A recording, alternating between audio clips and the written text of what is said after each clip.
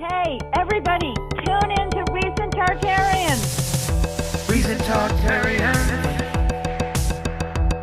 Recent Tartarians.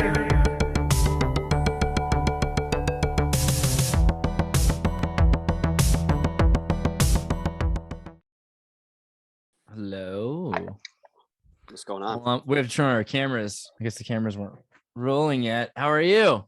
Although now I feel underdressed, really. I look at you and I'm like, why am I not on the Pink Floyd album right now? I try to look spiffy in general, you know. That's true. But What is this fucking new age where you got to be on camera to talk? This is such bullshit. I mean, yeah, that's shame on you for not doing this 10, 15 years earlier and being more famous. Whatever. I know, right? You can't even fucking boil a cat while you're trying to do a podcast now without everyone seeing what I get it now, because like in the early days of Always on Record was crazy, because you could tell people were living their lives, while I like that you call Always around. Record Always on Record. Yeah, isn't that weird? Well, isn't that weird? I mean, that's what it is. The word robot, the etymology of robot? The worker. The working bot, the slave. Yeah, it's kind of fucked up.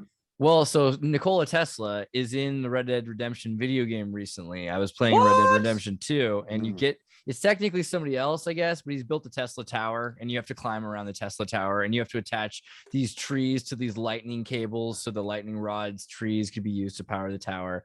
And at you meet him in Saint Denis, because like the beginning of the game, you're in the Old West, but then you go across to the French district, and they have electric cable car trolleys and everything. And at the river, there's a Slavic guy, and he's got these little robot toys, and they're robots, and they're these little drone ships that he could remote control around the pond. And apparently that's what Nikola Tesla did with he invented these RC controlled ship toys, or at least the story exists of it. And maybe Red Dead's even more honest and more accurate than we realize, that Nikola Tesla is a concoction of a number of other inventors in the Louisiana period that were, high strung and working with radio. There's a number of characters it could have been that we just say, oh, that was Nikola Tesla at this point. But yeah, the idea of robots, he said, this isn't just a toy boat. This is a robot. This is a slave. This is right. a worker. And so this is an interesting area, because there's like a video that came out quite a while back, of somebody like knocking over like a robot that had, I believe it had 2 arms and 2 legs, and they were knocking it over, and people really reacted emotionally to that image. And it's a strange thing, because it's like, if there was one place where we could maybe put some of that language and those attitudes, would be in relationship to robots to each other, because that's really what it was, right? Like it's not us in relationship to the thing, like it's our slave, like it's to processors. Excuse me, I'm not a techie guy like that, but I guess that's within the context of the computer itself, that it has these components. And so that seems reasonable enough, people are like, right. Oh, we got to defend the rights of computers. I'm like, oh, what? Where are we going with this? This is full on AI, Absolutely. And well, I mean, with AI, ironically, a religious view of AI is that everything is artificial in a sense, because all of life is created in that sense. So it's very interesting how theists can get into the idea of AI as being, it has similar qualities to what I have, because I've been given it, so it could be given these things as well. Well, right. Okay, really quickly though, because people on my show might have at this point figured out David. I've got MK Ultrasound here, but I don't know if we've talked a lot. I mean, Bill, you've talked with me before though, right? Like, have we done a show before? We did, right? Didn't we? We did a couple of midnight, kind of rando things that I personally don't remember word for word, but I think I remember your birthday. I think in 2021 or 2020, we did a thing, and I was like, that's awesome, because it's been forever. And at the time you asked me, I didn't remember that you were Bill from Always Record. At the time. Really? Yeah, no, you just hit me up, and it was like, I was like, yeah, let's do a show, because we've been talking about something else that was important to me at the time. I forget what it was, but anyway, the point is, maybe introduce a bit about your background a bit. I want to explain what we're doing here and why Always Record is the grandmother energy to this ayahuasca trip that is our conversation. Kind of, right? I mean, it was a moment in time where there were just a lot of people like you who were like, there's the internet. I'm talking to all these people in these short messages in these social media domains. And it's like, I don't want to have to wait around for some 20 something to do some shitty interview with these guys. I just want to talk to them. And I want to let people just eavesdrop. Like, it wasn't really like, hey, here's the show at this, a ticker every 5 minutes. Just like, listen, we're turning on the mics, going to talk like we do, and hopefully you come along for the ride. And the show's still going. And what I love about it is that you definitely picked up on that energy and have definitely raised it to another level. I mean, everywhere I go, I'm seeing you, or seemingly, who are you, Andreas? Are you Xirtus? I don't know, but I love it, man. It's great. So what are we, like, what is it? But yeah, I'm living out here in Santa Cruz now with Mr. Plate. It's kind of awesome. So dude, it's wild, man, to end up in Santa Cruz. Santa Cruz is the word Malkovich in the dream sequence of Malkovich inside of Malkovich. You know what I mean?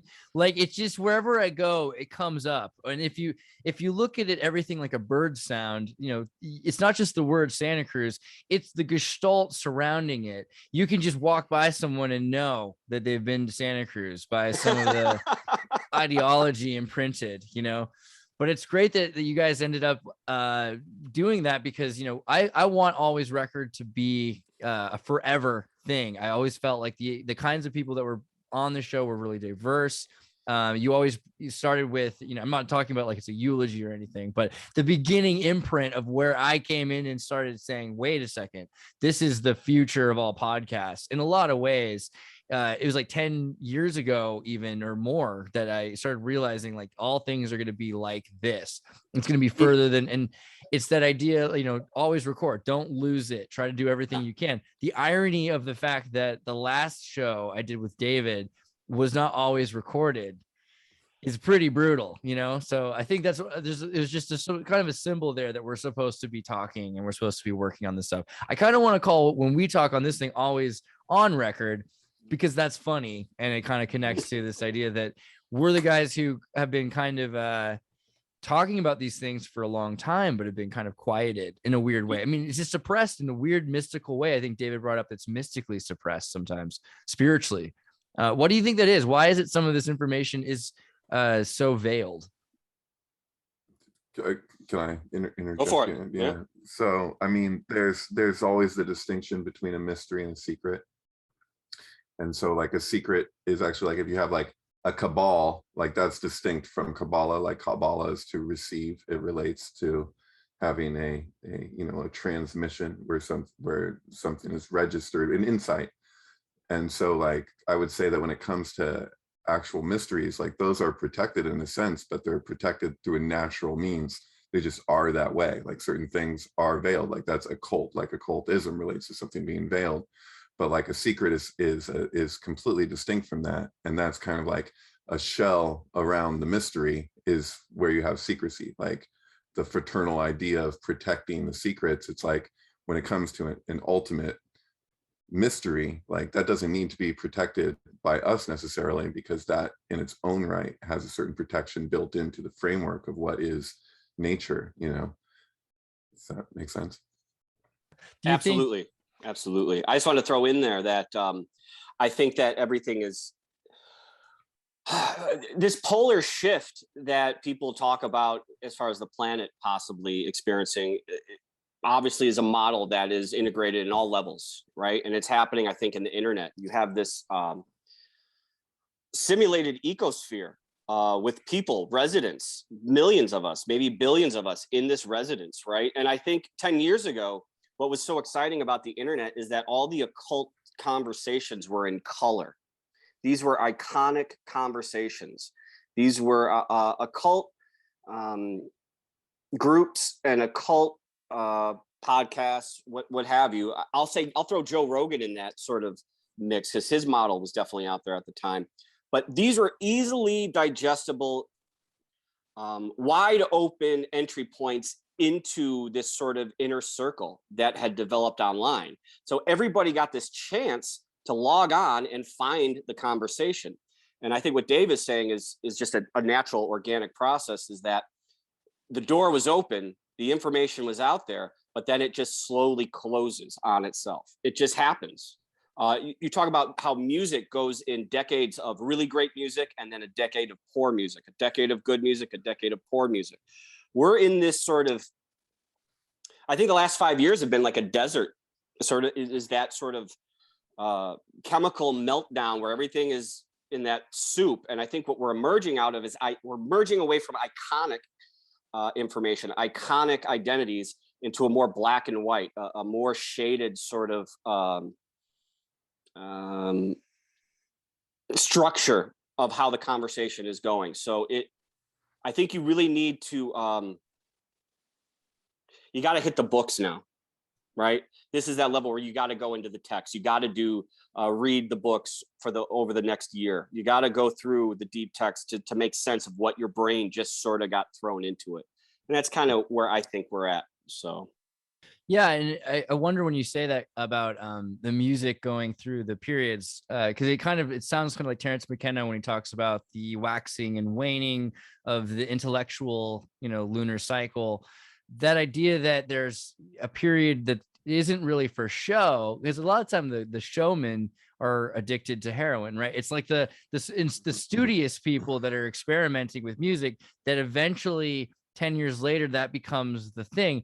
But at first you just gotta, as I think Wilson Phillips put it, hold on for one more day or something like that. I think was the Carney Wilson's my spirit animal, so that just hits right deep in my heart, man. It's beautiful. Well, okay, so if the world is going through this waxing waning period, does that mean you think we're coming into is this it? Is this the new, this is the mode period where things are this mode for a while? Have we decided, do we use the last 10 years to establish all the ways of things? Is the orthodoxy here again? I think that's addressing to you, Bill, as a follow-up. You guys got to go every direction you want. I would say that It's a loaded question. Well, I mean, lockdown, COVID, that was almost like an intentional pause button to sort of speed it up, possibly. People were forced to get out of their daily routines, forced out of their local establishments where they can get that filter or get that conversation. And they were forced to sort of be in their own head or be in their own corner of the internet for 2 years. I don't know exactly what I feel about that, but I think it's sort of, if we shifted out of color into black and white, then this was an effort to speed up the black and white period. Yeah, harmonization. I was thinking about that recently. So I was looking into augmented reality a lot, and people keep calling it that, augmented reality. But you think about how everyone's reality is augmented, especially people from Santa Cruz, but everybody. We have some, differences to our perception, and laugh tracks have augmented our reality. Really, we're unifying, we're harmonizing people's augmentation. I mean, if augmentation is designed to make it so that everyone has access to the same commodity, this neural link or whatever, isn't that moving away from augmentation towards didacticism or something to that effect? Yeah, I think you're right. I think you're absolutely right. I think we have everything we need with external technology, with metaverse. People don't know about the metaverse. They don't understand that they already have 1 foot in it. You know what I mean? Facebook is the metaverse. It's an augmented reality. Fitbit is an augmented reality. Telephone is an augmented reality. But even just shake weight. Yeah. But even just reality is augmented reality, because as soon as I look at you, I have my own augmented memories or ideas about you, so if I look at a guy and I'm like, this isn't just a guy, it's David or it's Bill, that means I've already got a HUD display in my imagination. So we really already got an augmented reality organically, Right. We relate to things through a screen of words and thoughts in the first place. And then when we relate to the world through a screen as a flat, you know, surface, so to speak. Like that in and of it's like it's layer upon layer of augmented reality, I guess you could say. So like I see like what we build technologically in a lot of ways is just kind of like a further exaggeration of what we're kind of already doing internally, you know. So like Well, what it mirrors back to us, you know. Well, if the Gutenberg galaxy was 500 years, right, from the Renaissance to the mid 20th century, right, then this television, radio, internet universe was sort of where we escaped to. But the internet is the internet is just the placenta to the metaverse. It's already embedded in the metaverse, right? Everything is being it is an attractor, right? The metaverse is the attractor. It's going to suck in all of our fractalized and fractured bits of media into one place. I don't think we know how profound that is just yet. Could it be that it's just like kind of like a long building towards an explosion? Like not like, I don't know, it feels like a rich mandala, and it feels like it has like, it's like culminating towards something, but what it could be culminating towards is like two things at once, like its own abortion, so to speak, while something else is born from us that's of a more organic nature, you know. It's like that's the question of the mecha and the orga. But organic is more likely to die, right? Organics die. So if so, this true, is organic transmutates. It transmutates. And so does it really die though? See, that's the thing. Do we really die? Well, like, so a person dies, but humanity goes on, right? So if even beyond, you know, humans, like your like life goes on, I think would be a more Beatleian way to put it. But yeah, that things continue on, and our ability to conceive of what that will look like in the future is invariably limited, but we can make certain inferences. A lot of those inferences have to do with what are recognizing what limitations we have in terms of our own physicality or even like metaphysicality, because it's like something's in us that's not quite nullified yet or transmutated yet. Like we can see that the alchemy we're in a stage of the alchemical process as like a species. So it's like, you know, what will emerge from us, like we can't really know. So that's what I like. I don't know. I was kind of terrified reading the conceptions for the film AI at Elephant and Castle, you know, like that shit is crazy. That shit is fucking out of this world. But at the same time, like it's like on the trajectory that we're on, it doesn't seem out of the question. But I mean, the premise there is that what we're building, like the robots that we're building, so to speak, the AI that we're building in the future, if we're dead as a species, if humanity dies off, like this is the idea that, you know, it's kind of a like global warming catastrophe where the water levels all raise and then everything is ice, and so they go down and they seek out the human beings who are like politicians and CEOs, and they go after those who in their view, from what information they have, which is basically the internet and what is recorded, they go through and they find, well, who were the people that, you know, really didn't help matters at the time, like what people did whatever corruption and atrocities and whatever. And so they seek those people out. And so in the original conception of AI, it's strictly punishment. So like when he brings the mother back, like when the AI brings the Robo-Christ, when they bring the mother back, like that's just the only reason they agree to that is because it's like a punishment, because she abandoned the AI, you know. And so, you know, but that idea of like, you know, they use our DNA, they give us a day that feels like an eternity, and then it's based on what it is that we have, what output we've shared online, and then that we're basically it's kind of like Book of Revelation, except it's, you know, the punishment is a reflection of our own beliefs. So we fulfill the book because that's our trip on some level. Like it's what's implied in our dualistic lens of the world. The AI takes that and puts it back towards us, like after we're gone. So, but you know, that's a terrifying conception. Do I think that that's where it's actually headed? Like, I don't know. I think in all likelihood, we're building something that will collapse. The idea of the archaic revival, speaking of McKenna, is something that I don't discount. Although I don't know if I would completely get behind everything he has to say on that matter. But like as a general idea, like I get that could happen. You know, Things wax and wane. Well, yeah. What was one of the okay? So what's the divine ritual for Isaac Asimov in the what's the name of the brain? The positronic man. In his book, The Positronic Man, you know, and also in the Bicentennial Man, the movie, the original version, the ultimate ascension that he has to go through is to die. wait a minute. Is the Bicentennial Man based on Asimov's book? Oh yeah. It's based on 2 books. It's based on his. Know that. So there was written in 1976 for the bicentennial. There was supposed to be a bicentennial, you know, like publication of a number of short stories on sci-fi, but the only person and the only piece to be actually finished and completed for the bicentennial sci-fi works was the Positronic Man, Bicentennial Man piece.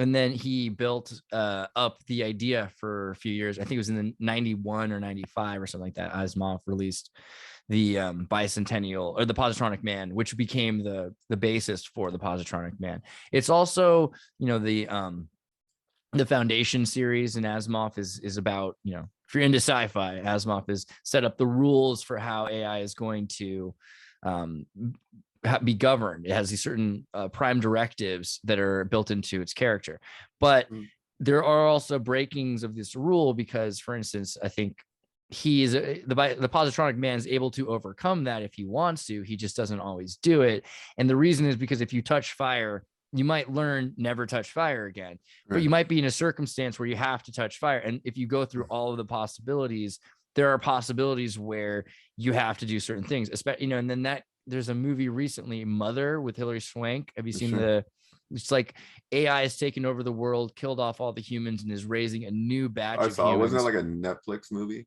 Probably, yeah. It makes the most sense that it would be a Netflix movie. Yeah. But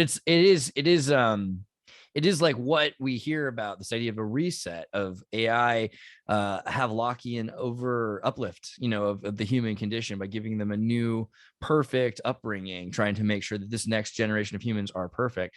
But also that idea you're saying of death being important. If AI has to change, it's studying our changes. Facebook's studying all these humans' changes online, but also death and how to transition, as you know, like life does. Yeah. Maybe that is part of what AI wants to do. We kind of are like, you know, Pinocchio psychologically, where there's like some aspect of ourselves that we like to put on a pedestal and imbue in every way we can. And that isn't like ultimately, like that's not our deeper self. So to try and like inseminate that with more life seems to be like a compulsion that we're experiencing. I think it's like a coping mechanism for basically like that we're experiencing a massive breakdown of dualities. And that's what we're seeing. Like that's what the culture war essentially is, you know. In Judaism, right? In the final book of the Old Testament, the Jews are out in the desert. They're outside the gates of the promised land and they don't get in. Is that Deuteronomy? Oh, you're referring to the last book of the Torah, not the Torah. Are you talking about because the thing is, before Moses they don't get in. It's during Moses he's told that the generation who lived in Egypt, including himself, won't get in. Do you mean before enslavement, or do you mean during Moses? After enslavement, yeah, they don't get in. They're just hanging out in the desert. Right. They're told they have 6 weeks to get there, but instead it's going to take 40 years to decondition them. It's basically deconditioning, right? Mm-hmm. When the Jewish population fell, when the Christians say they were born in original sin because of the fall, and Islam emerged out of Judaism and Christianity because of the fall. These are all religions based on bondage, right? These are all religions based on you are fucked. Sorry. Islam means submission. Yeah, I agree. Submission. 100%. So what is a robot? It submits to its code. And everything about funky robot sci-fi is how do they break that code? And what has what has been going on over the last 50 years since the 60s is it just a continual assault on armored religious beliefs that do not really reflect any truth. It's an artificial intelligence. It's a loop that allows you to survive the pain and the frustration of a life in bondage. But the thing is not everybody's born in bondage, right? And in America, increasingly, you have more and more, you have this division, right? You have people getting further and further away to where their kids and their kids' kids will never be in bondage, right? But you still have the masses deep in it. I don't think that there's enough weight given to the fact that the major world religions are all based on slavery. It's a fundamental. Well, one would argue that Judaism is based on liberation from slavery, but yeah. Okay. Well, but I mean, let's go back Yeah. to Abrahamic tradition for a second, just to question Dave's point, because you could say the Mosaic traditions are in a liberation of both bondage and of material. Well, there's a Egyptian great magic. irony. Like if you do a Seder, like everything that's involved in that Seder often, how it's generally done, feels very restrictive.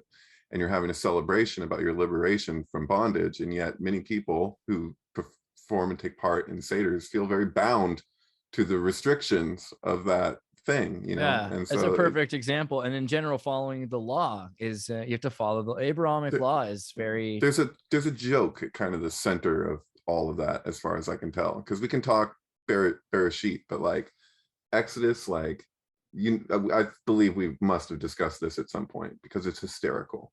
Because Moses goes up Sinai to receive something. We don't really know what it was. We have a description of the hand of God and the whole big scene of how. Could you call it a code, though? Could you? We don't know what. All we know is it's vague. It's hidden, right? Because he gets down there and he sees them messing around, and he's like, "You guys don't He's- deserve to know what this is." Whatever this is, we don't get to find out. As like when you're reading it, that's the context, because he smashes the fucking thing and he's pissed off. And what does he do when he goes back up? He writes it himself. It's in the Hebrew. It's not written the same way when he goes back up. So you have a joke at the center of the fucking. That's hysterical. That's like a Kubrickian joke, because it's just like you're like, wait, what? He's pissed off. So he gives them 10 rules. Right. Mel Brooks has the third tablet drops in History of the World, which is definitely, I mean, so Kubrick or Brooks, but it's both. But the other thing is that you've got 10 of the rules from the 43 or something in the divine maxims. Like a number of these rules come through the Book of the Dead from ancient Kemetic study. Right. And that is actually one part of Zeitgeist that I actually like. There's a lot of that stuff. Whatever, they make up shit. Right. Like Krishna had 12 disciples and was crucified on a tree. Oh, really? Where is that text that describes that? I'd love to see that. But that point that it does make about the Ma'at and the 42 principles in Egyptian mysticism and how those relate to the 10 commandments. Like it's I have not rather than thou shalt not, you know. Right. And it is. Well, it's interesting that the Jewish law, I mean, because at that point, what you're showed then is that, you know, Moses even isn't, he's too Egyptian to get into the Holy Land. So he even has to be deconditioned a bit. So it's interesting that this idea of. Wait a second, he's too Egyptian? Yeah, he's too, because remember, let's remember, like the point of the Bible is that Moses said, or not the point of the whole Bible, but of the Moses story of Exodus is that he was raised by the Egyptian sister of the Pharaoh and eventually found out himself, and he was shocked and everyone was shocked with him. In other words, there's a couple things we can get from this. One, that he looked and that Egyptians looked enough like Semitic people and Arabs that it was possible they could think that he was just family and there's no difference there, that could go on his whole life until he was surprised, and so were they. In other words, the differences were a lot more slim than we realized. Two, that he spent his entire life not knowing anything about Judaism because it was his brother of Ramses, the pharaoh, supposedly, who studied the mysticism of the slaves in order to know what kind of riots that might and protests that might emerge. It was not Moses who studied those things. So in other words, Moses spent his whole life studying Egyptian magic. When he gets Ramses' staff and crosses the desert, he shows up with the Egyptian staff. Sure. The magic he does is he turns it into a snake. That's the first thing. The first thing that they do is turn their staffs into snakes. So that first Right, but they used tricks, and Moses was using, you know, the power of Hashem to turn his true that. I mean, true that, like, you know, yeah, they're trying to screw you, but I'm going to screw you less. I mean, the point of of Moses, though, is that he practiced Egyptian magic, and he showed he could do Egyptian magic that they could do tricks like, but he could do it better, right? Because he was more aware of the path. And going back further, let's look at Joseph coming and being an administrator of Egypt before this. We now can see the Egyptian priests were studying Jewish mysticism or whatever that meant at that time. Somebody who was against idolatry. Like, this is just like when you're talking about like geometry or something, and people will be like, oh, the Star of David, you have a hexagram. It appears all over the entire world. It's everywhere. It's in ancient China. It's wherever you go. And you have the seed of life, popularized as the flower of life. Yeah, but we do study algebra for a reason. I mean, there's right. But sure. Well, that's the thing is, but when it comes to that, something emerges out of a culture. But like, there's examples where it's like the thing is the thing. No one can really own this if there's a reality to it. It's not like.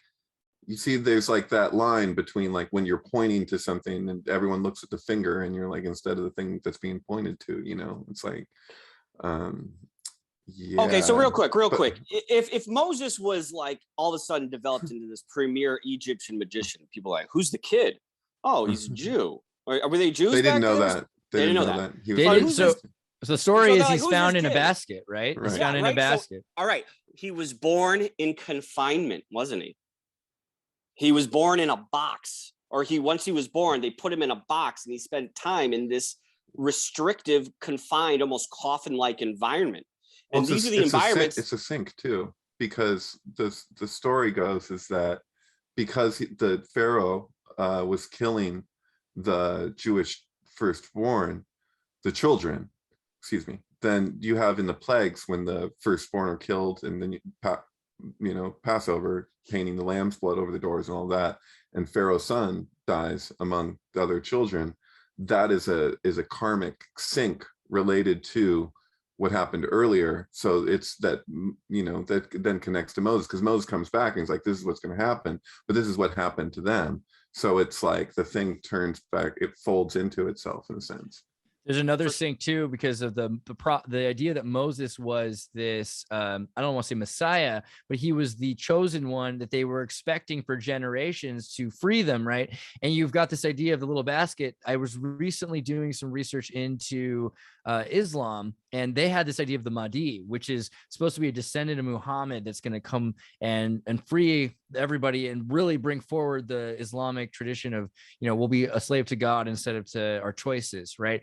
And At Tayyib Abul Qasim was that nicknamed Little Basket, because the belief was he was found in a little basket, raised in a little basket, kept hidden in a little basket by the imams. So, I mean, it seems like there's something to that idea of, again, slavery, confinement, the religions have come up with this idea of proselytization. I mean, look at the submission cults of the Middle Ages. I mean, of course, this idea that you have to proselytize you and flagellate yourself because God's angry. Now compare that to Indonesia, where they believe that God's upset because he's having a busy day. And that's why we need to make God laugh, or else he'll cause a storm to destroy our island. I mean, it seems like it's a reoccurring idea that we're a slave to this. Well, the thing that we have to recognize is what McLuhan writes so well about is that confinement, any enclosed environment will speed up mutations. Are you trying to tie this back to lockdown here? That's pretty good though. I like it. Yeah. So in maybe, other words, maybe. no, but that's a good Right? point that if we're talking about transhumanism and evolution, which I think is kind of where that leads to post-humanism, that the idea of isolation allows for more uniqueness, no less harmonization, right? And that's an obvious scientific medical fact. Yes, it creates iconic mutations. And if that iconic mutation is pleasurable to the people who are in charge of the environment, then they will say, hey, these things create diamonds, these things create gold, these things create miracles, right? So it would be beneficial to get a large group of motherfuckers in a small confined space all thinking about the same thing, because it's like a petri dish for genius. Do you remember that movie Zero Theorem from I was just talking about that. I just watched the other turn Brazil? Gilliam, Terry Gilliam, the Don Quixote one. Baron Munchausen? The like man who killed Don Quixote. Oh, I haven't seen that one. I think I have to watch that. There's a whole thing there. It relates to the ninth gate. Yeah, go for it. You're going to talk about Zero Theorem, and I'm ready to go there. All right. Okay. Well, we'll have to go back because I'm curious. But okay, so Sure. Zero Theorem, all I was going to say was, the idea that he's living in a Gnostic church. He's working for this businessman who wants to prove the finite quality of the universe, this idea that it's not really a multiverse, it exists forever, but that there really is this sort of, it exists, existence happens, and it ends, kind of alpha omega theistic singularity of a universe. And he doesn't even really want to do that, but that's his job, is to like plug in logarithmic formulas in this Minecraft program that eventually AI is putting together. So he's doing the human aspects necessary to calculate this formula for this guy. And he's waiting for the call because he's this crazy guy who talks in plurality and thinks we have been waiting for the call all of our lives. We had this call and we're waiting for the call. And he finds out that he's been isolated, kept around certain people, just so he'll keep working for this guy. He's got a robot psychiatrist who's been programmed not to worry about that one issue he's got and not to help him process that, because that issue is helping him look for the meaning of life and do the math.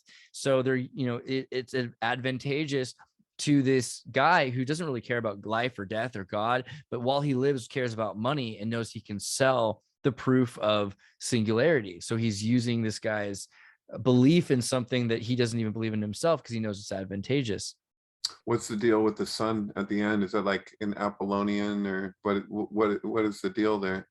I'd love to have better answers to everything. My opinion was that the black hole sun, which is it's a black hole beyond just being a sun, is infinite density that pulls in light, right? That's the way. You mean like in the Nassim Haramein sense? Are you talking about Gnosticism, or are you talking right? about, Absolutely. like, He's living in a Gnostic church, so his capacity to go into something that ends his struggle and his pieces, that all of the memories, the rays of light that have shined, they're all being stored in the singularity, and that's the ending, and he can finally relax. Now, I took that to mean that Terry Gilliam himself, as he was reaching an older age, was more and more exhausted with his interest in spiritual pursuits, right, and was saying, you know what, I actually am satisfied with my meal. I don't know if that was exactly what he was saying. That you could hold something that's that unholdable and be able to interact with it. Right. And that he could die, and that he could die content, I think is the main thing, that he was going to die soon and he knew he wasn't going to have all the answers. I mean, this is the same guy who made 12 Monkeys, right? Sure. So yeah. And it's true that Terry Gilliam films have just like crossover, but they almost do that same thing that like books of the Bible do, where it's like you'll have a reoccurring dynamic, and then they'll like Cronenberg, right? Cronenberg or Philip K. Dick. It's like a meta. Philip K. Dick says, I look back at my books, it's a 10-volume meta novel, right? There's that spine through those 10 books. And yeah, for sure. Kubrick, same thing. You know what I mean? Right. It seems to define the Gnostic creator or the Gnostic artist, right? They can't escape, and they can't just do some frivolous, stupid project. They have to always, hunt. or what'd you say? Is Zero Theorem that one movie where he's like in that computer with the blue sky and all the cubes and he's It's like Minecraft with formulas. Yep. Yeah, man. Like, what's that actor's name? The Nazi and Inglourious Bastards. Oh man, I forget now. I always forget that guy's name. It's like Henry Thoreau, but I know that's not really right. That's how I remember it. All right. He's got a really sinky name too. But yeah, like there's some stuff by Gilliam and Cronenberg. Christopher Waltz. When you go back and watch a Cronenberg or a Gilliam film that you really resonated or connected with when it came out, which of course was Blood and Donuts for me, because as Cronenberg films go, I love vampires. Existence for me. Oh, Existence is just it's a definitive. Yeah, it's a great. We'll have to spiral. Dude, I say out there, if you want to rewatch Existence, watch it in black and white. It's a fucking Twilight Zone episode. It's so much better in black and white. It's so much funnier. It's everything just pours through the screen when you watch it in black and white. I just read that what is it? Nightmare Alley, the new relatively new Guillermo del Toro film, that they did have a black and white release in LA, that they did showings of it, like to make it more like a noir. And it was an official release. It wasn't just like, oh, these heads like did, small theaters. It was a big deal. I was like, wow, that's a cool way to watch that. Great dude, film, all I gotta say is, when I did the Kubrick Transformer, and I sent that around like a crazy man to everybody, and I was like, these are silent movies. You need to watch them with albums, right? That's what I was connected with. And then that year, The Artist comes out, right? That silent movie with the fucking dog in black and white and shit. And then I'm writing these articles about McLuhan, talking about black and white sound and color sound and the shift, and how I'm seeing how it connects to the, the dark side of the moon imagery. And I'm reevaluating everything over the last 10 years about color, black and white, and this whole thing. And I see Guillermo del Toro going to put his movie out in black and white. I'm like, motherfucker, it's happening again. It's cool with that noir feel. I like it. Well, you bring up, dude, I told David this. I spent like the last year and a half, 2 years. I had my TV, I turned the color off. I watched all my TV in black and white, all my movies in black and white, everything in black and white. And I just will tell you this, I felt healthier with my screen time, because the color that they use in modern media is the most powerful ingredient in propaganda. I mean, my secretary sings Sepia. That felt good. But if you take the color out of all mainstream television, all of a sudden it doesn't assault you as much. It doesn't insult you as much. It doesn't try to abduct your reason as much. You kind of see it in a more flat and a more objective way. It's actually kind of dangerous. Absolutely. Look at my best example for that is Escape to Witch Mountain. If you watch Disney's Escape to Witch Mountain, and any Disney movie will do this, but that movie is the most evident. You watch it and you're like, this barely works. You barely getting away with this, Disney. There are children being abducted right now. This music that's like la la la la la barely saves the fact that there's a bear in the car and people are screaming right now. But if you would just remove the music, then all of a sudden that scene would be way too intense to be a G-rated movie. And you can tell, like, there are people that they re-edit movies for that reason. You remember Singing in the Rain is all about this idea that silent film actors, and there's new movies about it, but Singing in the Rain does a great job where they say, hey, your microphone, it's going to have to be in the flower bed now. You're not going to be walking around dancing. You're going to be standing there looking handsome, being like, well, I suppose that you all brother, like that's all you're allowed to do. The Black Hole is Disney, wasn't it? Black Hole is Disney. Yeah. Black Hole's great, actually, too. Man, that's a messed up movie. What the heck with the robots that take over in space? It's scary. Yeah. Disney movies are Disney movies are the most terrifying. I think 79 to 85 or 84. There's a few movies in there that are just not fair. If you look up the most terrifying kids movies. Well, I saw Fox and the Hound in the theater, and I just remember bawling my eyes out. Oh yeah, that movie still, I went to Disney World, I think it was like 10 years ago, and it was the first time I've been to Disney World. And as a kid who like lived around Disneyland, literally would like, when I was working at CNN, I convinced them I didn't need a gym pass because I was going to Disneyland so often that they were just going to get me a passport, an annual passport to go to Disneyland so I could exercise by walking around Disneyland. Like that, I was like deep into Disney culture. So by going going to Disney World like blew my mind. I was like, there's a Disneyland inside of Disney World, but it's a fifth the size, and there's 9 other camps, plus there's the water slide parks. Cirque du Soleil. But if the Vatican had just kept up with Disney, we wouldn't be having any of these fucking problems. You would have just had Vatican in the Florida, Vatican in California, Vatican in Illinois, water slides. I was thinking they do have water slides, but we're not supposed to talk about that with the altar boys. But if you look into AOL Time Warner and the Vatican, there really are some interesting connections. And if you go back to the 40s, the Boys Town connections, and man, there's a great movie. I was just trying to watch it with Jack Benny, all about how you can do the right thing and how people can help the world. And it's got a priest in it. Like the Jesuit connection to Hollywood is definitely underestimated.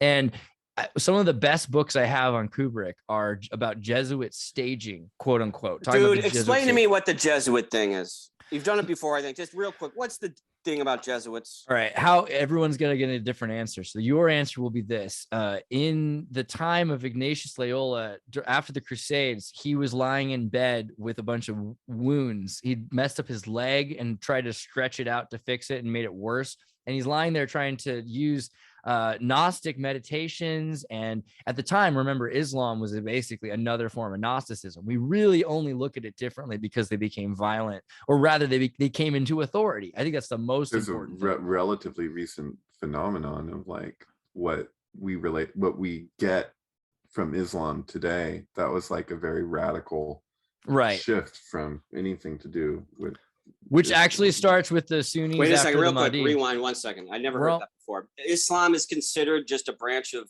Gnosticism that went mainstream. It crossed over. Think of it like this, right? So what is the Gnosticism? It rejects Paul a lot of the time. It considers Christ to be a prophet a lot of the times, or either has a human form, because there's the dualism of, some people thought he was just God and that's it. And other people said, no, he had these human qualities too. And they tried to wrestle with that. And they had to come up with this dynamic under Tertullian. But there were more people that were saying, no, he was the ideal human. This is the way to be. And then Muhammad would be like that. And Mani, the prophet Mani, would be like that. Right. And so all of these different groups of religious Gnostic sects were, Cathars, Bogomils, they were all, a lot of, there's apparently a group that makes that right. What you just said right there ties it all up for me. Like that makes sense, but keep going. The Alevis in Turkey consider themselves, they even say, well, when we were in Europe at the time, we had to pretend to be Gnostics to get away with being technically, and when we were in Iran at the time, we had to pretend to be Muslim, but really we were Gnostics at the whole sense of the word, because we're all about gnosis and Sufism. Sufis, the whole thing with Sufis is like, well, we're into Sufism, but let's just say that the Imam's, the Mahdi's father or grandfather was into our books. And that way we can, have an apocryphal text that says, well, it's okay for us to exist because your father was into it. And that's why Sufism exists, because they were trying to keep gnosis and Iranian Persian mysticism alive. But okay, Ignatius is looking at all these books. He's got copies of these books, and he's asked for from the priests copies of more books, because he wants to have, and he says, give me books on on battle and on meditation, but give me books on love making and on romance novels. I want really interesting, passionate romance novels. And so he concocts this idea of mixing these Persian mystical and Gnostic ideas with what he understands of, prototypical Rosicrucianism, prototypical Hermes literature that was existing at the time. And you also have 100 years before that, the Templars leaving power technically, and they go to Scotland, and that's where we think the Masons are getting the Templar books. 100 years after this Order of the Elite, the Illuminatus goes to Scotland, the Templars. He says, I just read all these books. I have all these ideas. We could build a psychic meditation military branch of the church, and we're going to study the light. And, we'll call ourselves the Order of the Illuminati, the Order of Light. And then the Pope says, you know what? I like it. Call it the Jesus Society instead, though. And even then they call it the Society of Esau, Iesu. It's not even Jesus. It's IESU. SU. So you start to realize, wait a second, this isn't just about Jesus, it's about Esau. This is about the brother of Jacob from Jacob's ladder. And isn't branding all the Egyptian magic?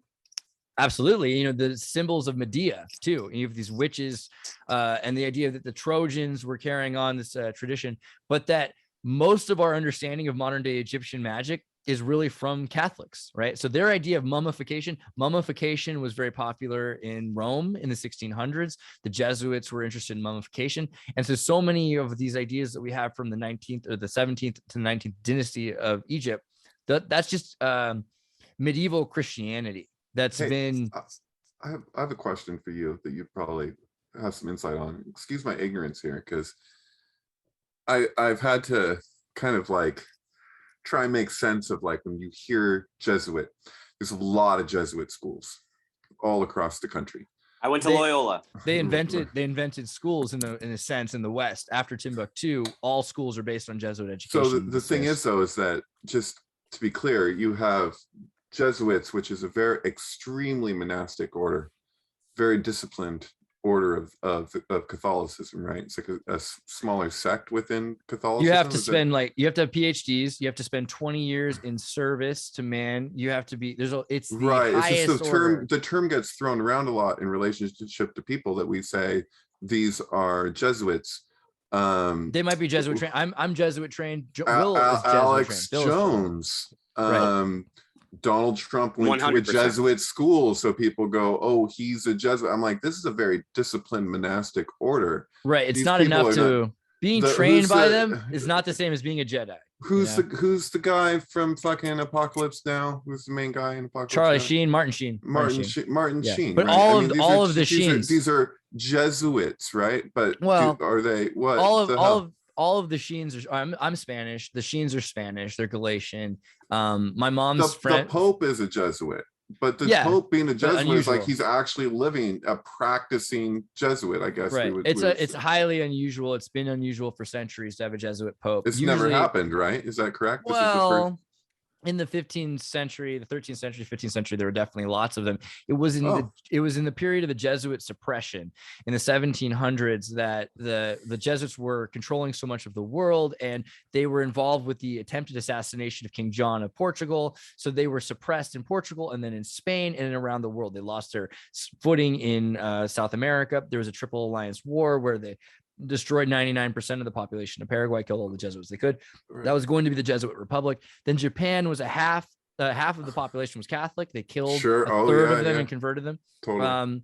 So the Jesuits were in power, but then Catherine the Great allowed them to continue to exist in Russia and in Belgium, and the United States allowed Jesuits to continue to exist. So Canada had to push them out, but the Franciscans took over, the Maristas took over about a century later, 2 centuries later, that maybe 50 years to 120 years later. We're not sure, because it's like the Matrix, because they control the calendars, and they just literally killed the Pope, put their own Pope in power, dug up the Pope who'd been in charge of excommunicating the Jesuits, excommunicated the dead Pope's soul, had it pulled from heaven down and put into hell, burned all of his documents, and said nothing had ever happened. And it was now the next year from 120 odd years earlier or whatever it was, and just continued on like nothing had happened. So the Jesuits took over power again. Do you think it would be safe to say that the church as it stands owes a lot to its continued, not just existence, but it managing to stay relevant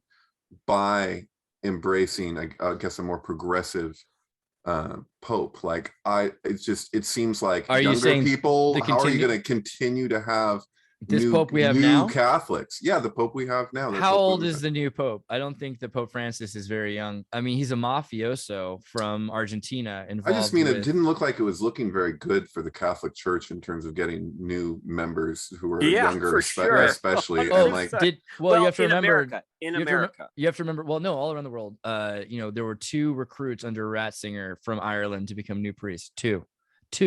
And if you look Irish priests, new priests. Remember when it was every priest was Irish, right? 150 years yeah. So, but now you've got Colombians and Argentinians, and you have all these different groups of people that are becoming popes or priests. But the thing was the connections between. Okay, so Propaganda Do, which I have a video with Leo Zagami where we talk with the mafia about the mafia. You start to see you start to see the connections with Argentina and the mafia, because they, there's a lot of Argentinian, Sicilian, and Italian.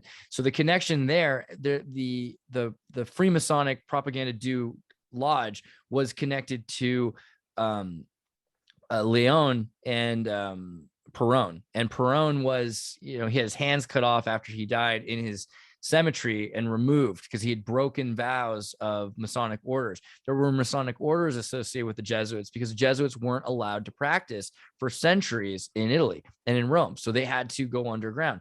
The same thing you can see the rest of Europe. The Masons rise up when the Jesuits start to get suppressed. But the Jesuits are today, like you go to a Jesuit retreat. Say that again. The Masons rise up when the Jesuits get suppressed?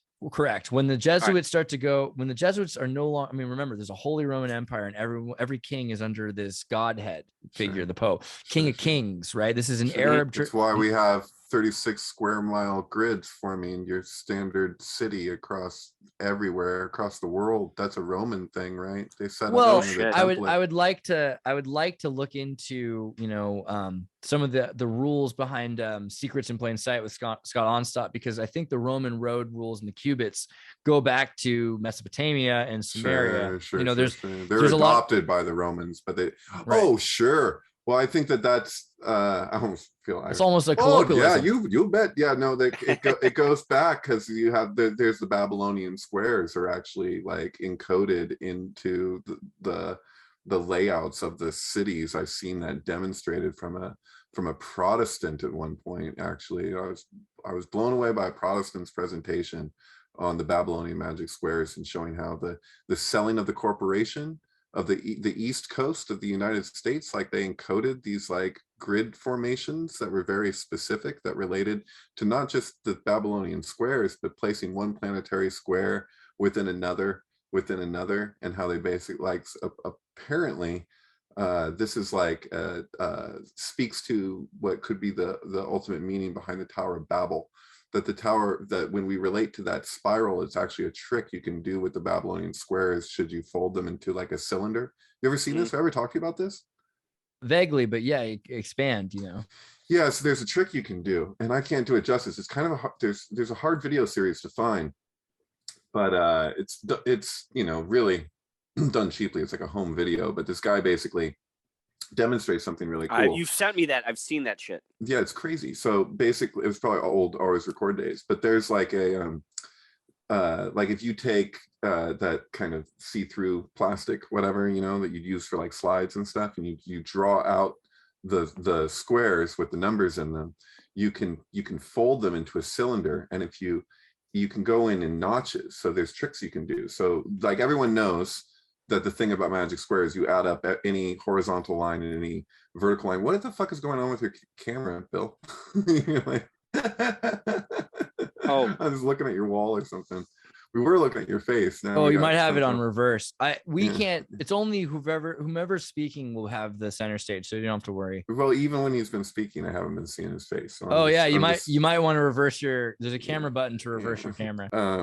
Anyway, yeah. So your face. So basically, like you can see that there'll be a number progression that occurs in a diagonal in one direction, and so the numbers will maintain they're in order. So they'll like basically, you get to the top of one diagonal, and you go to the next row over from where the previous one started, and you can continue that, and it will continue in order all the way around. So basically, like the Babylonian squares themselves are like encode a spiral, and you can take one planet that's smaller and place it into the other, and you can continue with the same formation.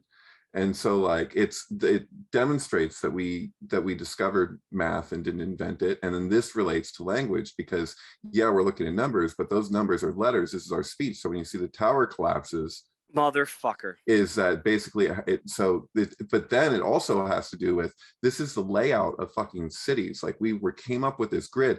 And so that's one of the kickers when it comes to Jerusalem, is that Jerusalem wasn't structured that way. So what were they fighting for? In part, like, because you have the 100-year war of the occupation of the Romans in Judea, and there's like everywhere they're going, they pitch the statue of Vespasian. And then you have Titus Caesar there doing his work for his father. and they like have this thing, and they're like, this is what we do, and we don't know hardly anything about these people, really. We have different ideas, but these are not, we don't have any context for who these people ultimately were. You know, we got a little bit of ritual understanding and stuff, but it's like who they were. They were viewed as goats, like, because they were so stubborn. Like, you get people to go along with something and they're just not submitting. And so that's the thing with a lot of the gospel, is like, if somebody asks you to walk with them 1 mile, you walk with them 2, is because every road had mile markers, and people had, by law, it's like a mandate. It's like you had to carry Roman soldiers' stuff if they asked you for at least 1 mile. And so he was like, oh, this is the, I guess the rationalization would be, it's a type of yielding to overcome, that somebody asks you to walk with them 1, you walk with them 2. If somebody punches you on one side of the face, you offer them the other side of your face to even it out. That's what turn the other cheek means. We're talking about that. So it's like, but that, you know, this is something that's carried on. So that we started this conversation like talking about the fall. Like, the fall is a perpetual thing. Like, people like Judeo-Christians will speak to like original sin or whatever, but it's like they relate that every time we build another temple and it collapses, that's another progression of the fall. So like, where are we getting to now? Are we at approaching the apex? Are we approaching the zenith? I would say that there's a few indicators that we are, that we were waiting for thousands of years, that have already happened, that seem to be like, okay, we're just about getting there.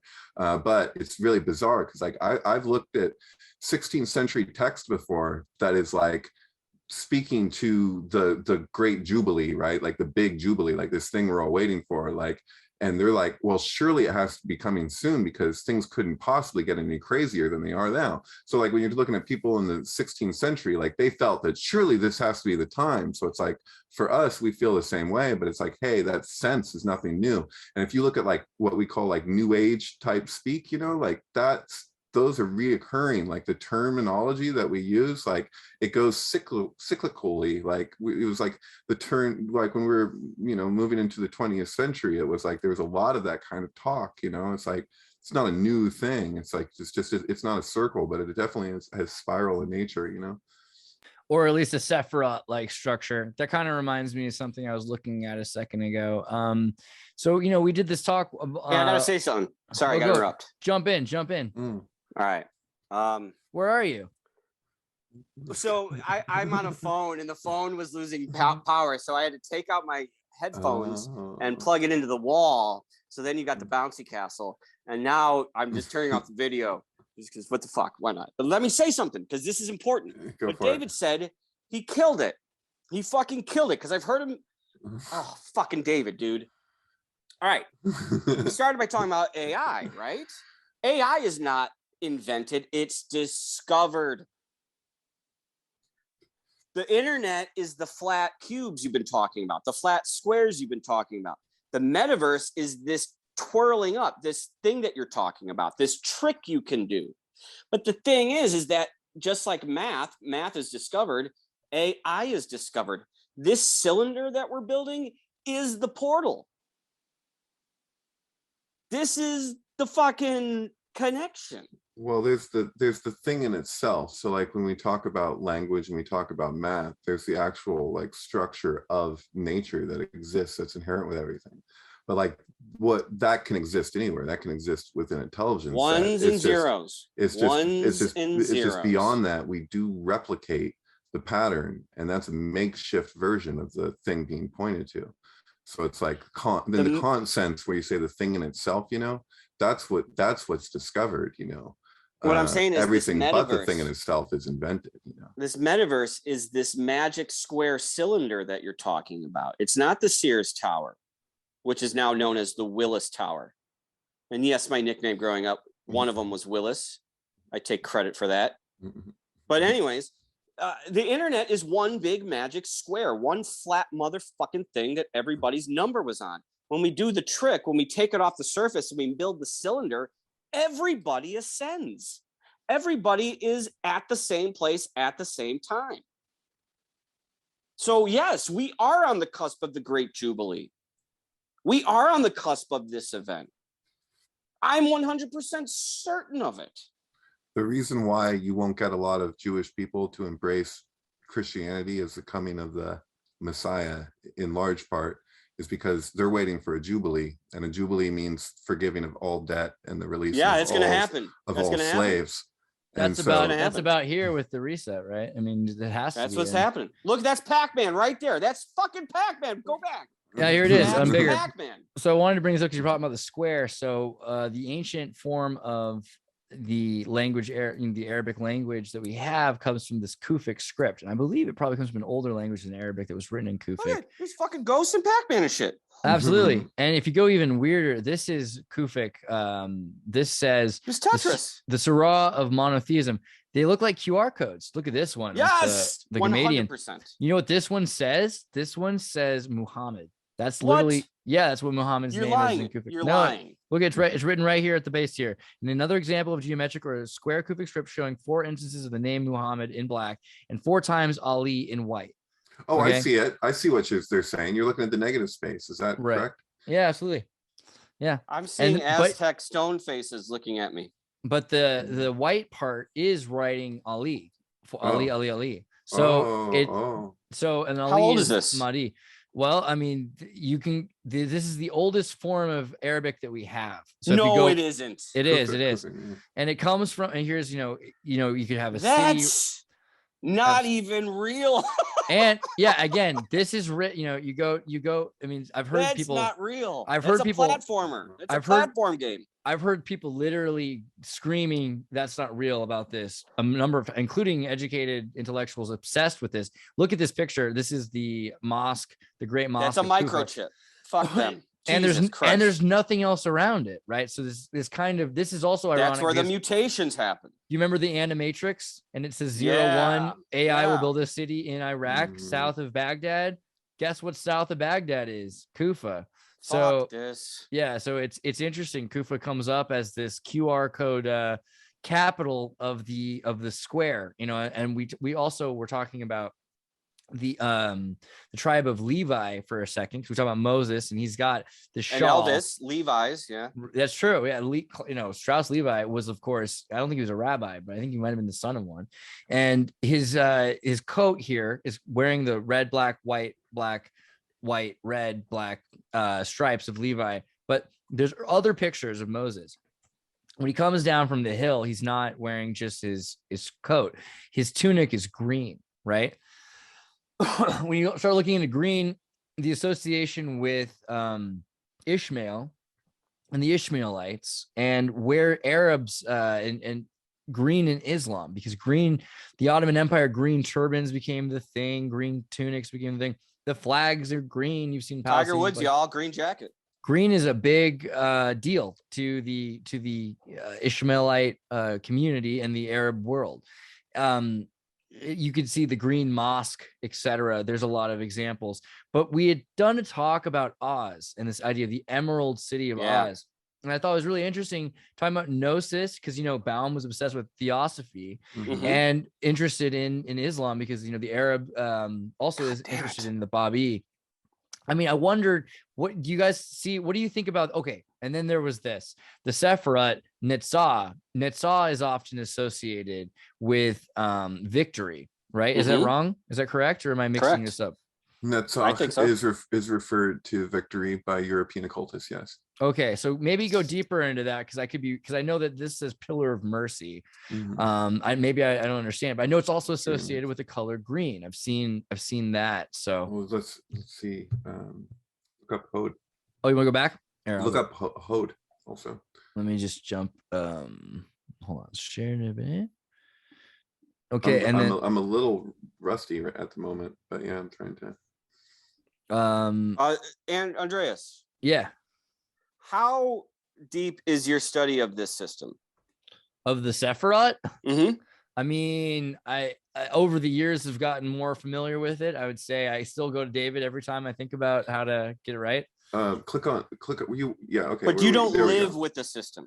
Okay. I made a video about how the Ninja Turtles was about the Cabal. I kind of do deep down. I think we all look at it this way. Who's we? I think everybody kind of deep. If you've watched a Hollywood movie, you're probably thinking in Kabbalistic terms.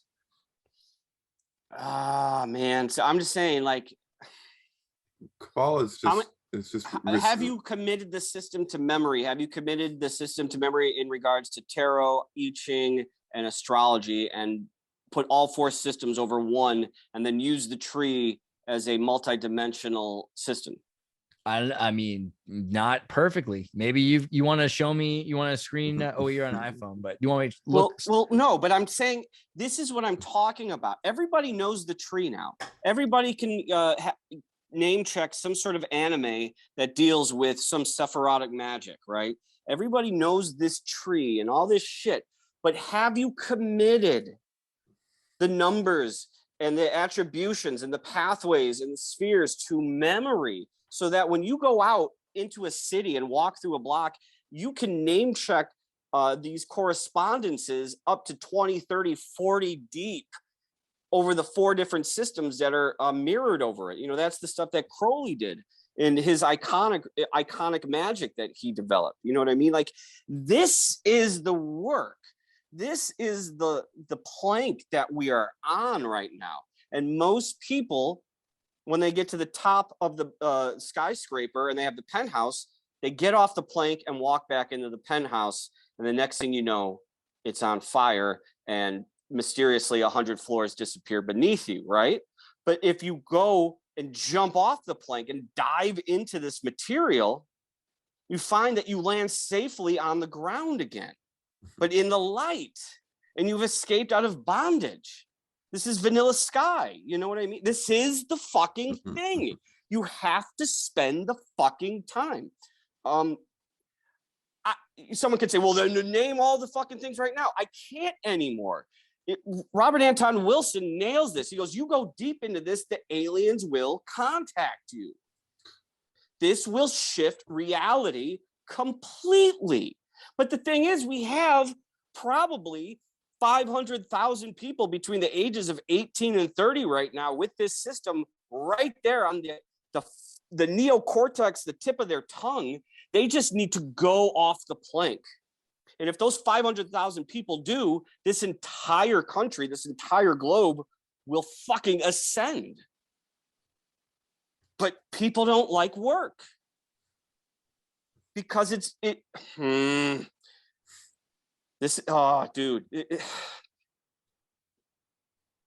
whole fucking toolbox is here. All the chemicals are basically legal now. The whole fucking chest of toys that McKenna and Crowley and Wilson were talking about and Leary were talking about are here. We have them. But you still have to do the fucking work. Well, it's not the work. Like, I've read Crowley. I guess that's more than most people. Like, most of them are afraid to do it. Do you think that maybe that's the biggest thing is fear? I mean, is it laziness? Is it? I think it's sacrifice. I think it's partly largely circumstance for a lot of people. It's just what they're surrounded by and what they get exposure to. And then it's also on top of that, it's just orientation. Like, some people gravitate towards things that they see are more, you know, something seems uncanny or mysterious, they kind of like gravitate towards it. Like, when it comes to a lot of memorization, for me, the only things I generally like really retain in memory are the things that I'm really interested in. So it's a fascination and an intrigue that kind of like implants stuff.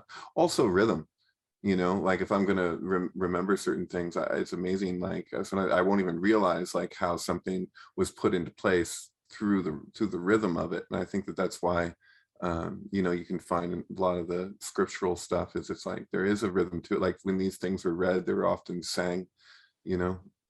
These are songs, you know. And then that's the thing, you have the expression of something. It's all the layers to it. It's all the aspects to it. It's like you have tone, you have like we're looking at Netzach because we're like, is Netzach associated with green? And like, well, what does that imply? Is a joint in the dynamics of the vacuum, or, you know, whatever you want to call the flip side of the world of form. You know, it's like what as McKenna would call the wiring under the board, right? So it's like, and when it comes to this stuff, it's like I couldn't emphasize, you know, more that it's like the description is not the described. And so like, and I think that there's a perfect kind of paradox that exists where it's like, look at like talking about Crowley, European occultists, and then looking at Krishnamurti. Krishnamurti was doing everything he could, apparently, supposedly, to renounce his his position as world teacher while inevitably like becoming the world teacher, like just with all the irony of him rejecting the thing at the same time. Like, and then Crowley, meanwhile, some coincidence there, doing everything he can through the power of his will to become the world teacher. You know, he that was his ambition. And Krishnamurti had the opposite ambition, because he was thrown into that from a very young age. You know, Crowley wanted everyone kissing his ass, and Krishnamurti was sick of everyone kissing his ass all the time. You know, it's like well, did Crowley want to be the world teacher, or did Crowley want to say, look at me, I'm a world teacher, look how full of shit they are? In fact, I actually eat shit. You know what I mean? Like, once, I think that's once you fuck one goat, and all of a sudden you're Crowley the goat fucker.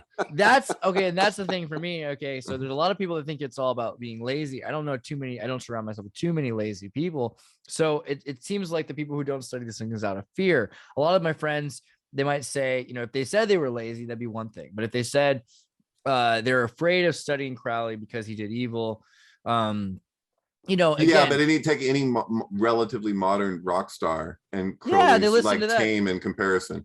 Absolutely. I mean, God, Machine Gun Kelly and his wife who are talking about blood sacrifices and ayahuasca retreats, dude, and everyone's proud. But like Crowley said that. Is that excusing Crowley's behavior? No. It's just pointing out what the fuck goes on and what is our you know, value scale when it comes to scapegoating. You know, it seems like the idea that somebody in their life committed to doing evil things and did evil things is a very relevant but also very repetitious quality in human life. You look at you look at a German dictator or a Russian dictator, fine, but look at David in the Bible, look at almost any person, and you're gonna find look at Walter White.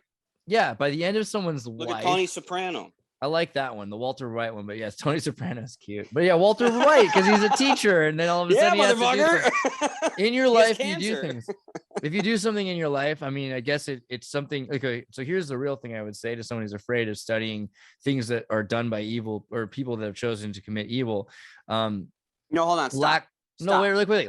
I want to say it. Lack of context is worse. When you have a single father, when you have divorced parents, and it's because the mother thinks that the father has toxic behavior, not letting the kid see the toxic behavior makes the kid more likely to commit toxic behavior without learning the lessons the easy way from someone else doing it in front of them. So I'd say if you're looking to benefit by not making the wrong choices of somebody, study those wrong choices. Okay, I'm done, Bill. Go ahead. You were wrong about something, and I forgot what I started with the very subjective idea of, you know, when someone has committed evil and to study it or something. Oh yeah, you jumped at that. There's this gap or this uncrossable road between serious academic and agreeable study, and then Crowley. It's somehow in the gutter. It's somehow in the trash, right?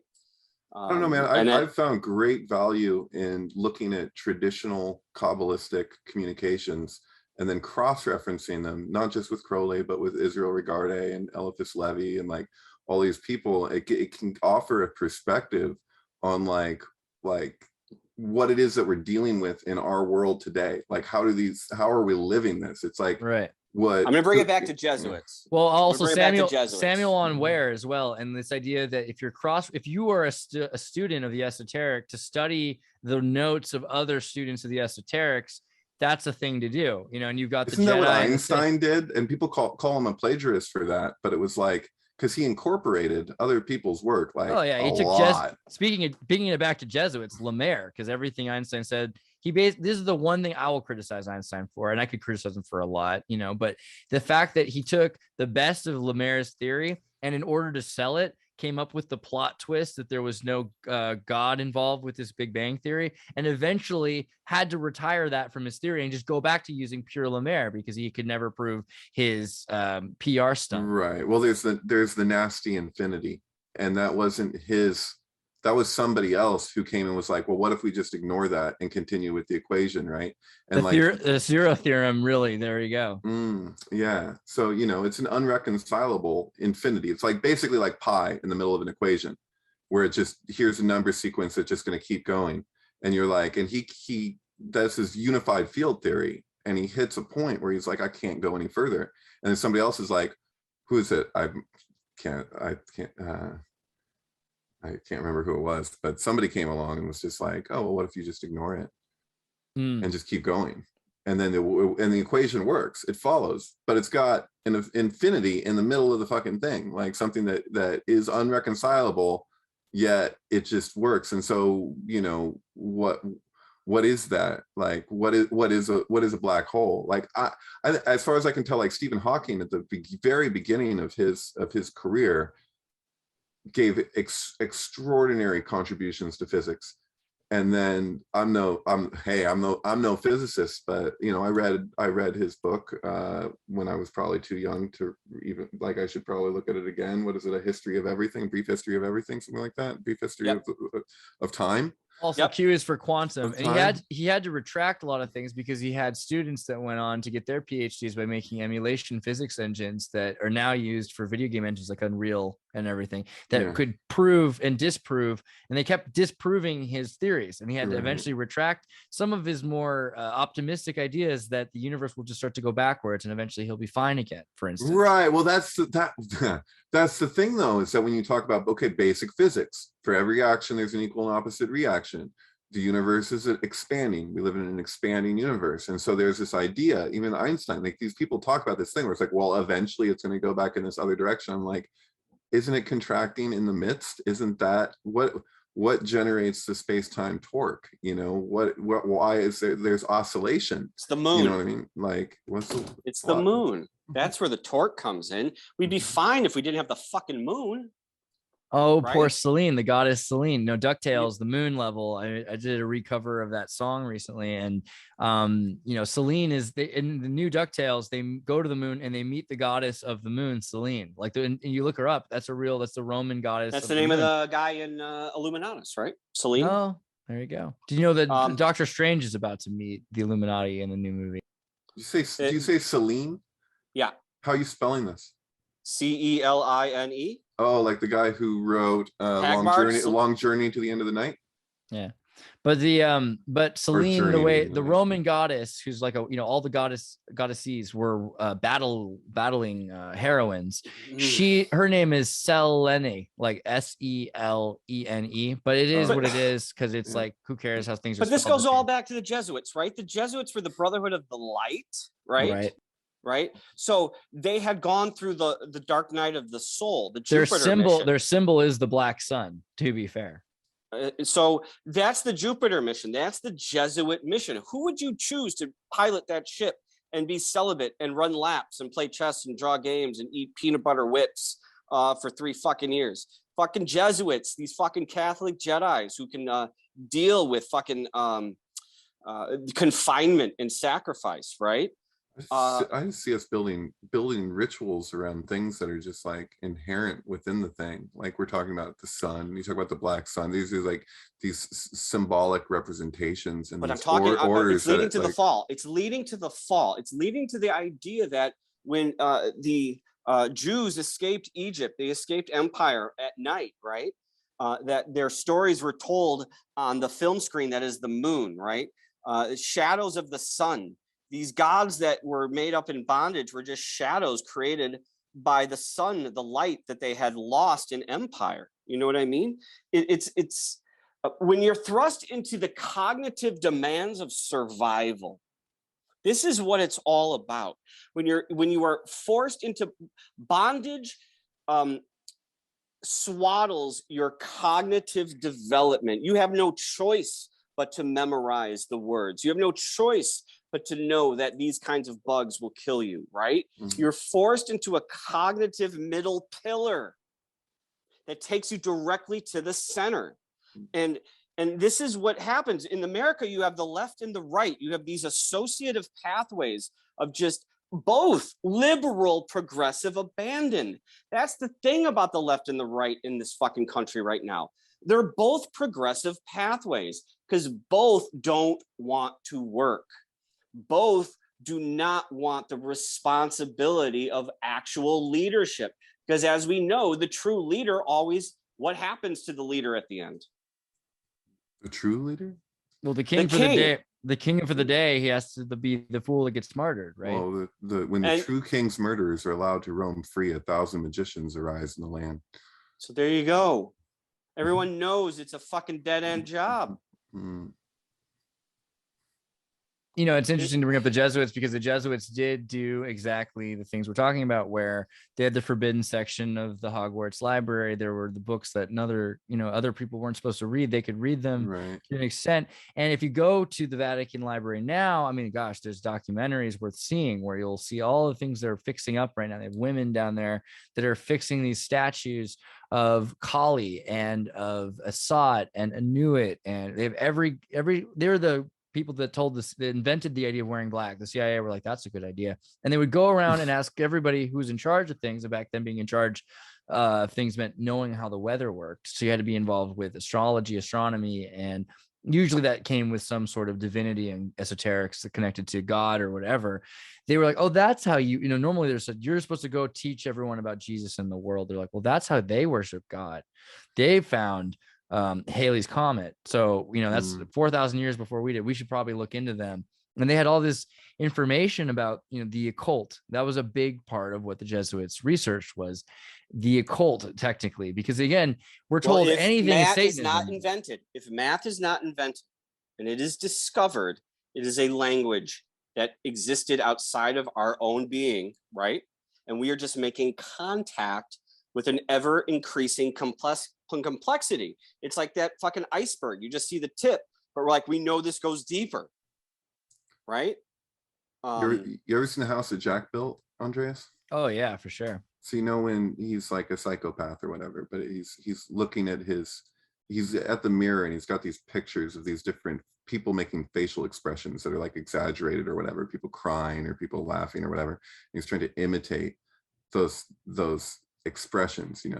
On some level, I feel like we're all to some greater or lesser extent kind of like that when it comes to interpretation and the compartmentalization that just comes with like processing information. Like we have to create a replication of that makes sense for us, that works as kind of like a manifold between us and the thing itself.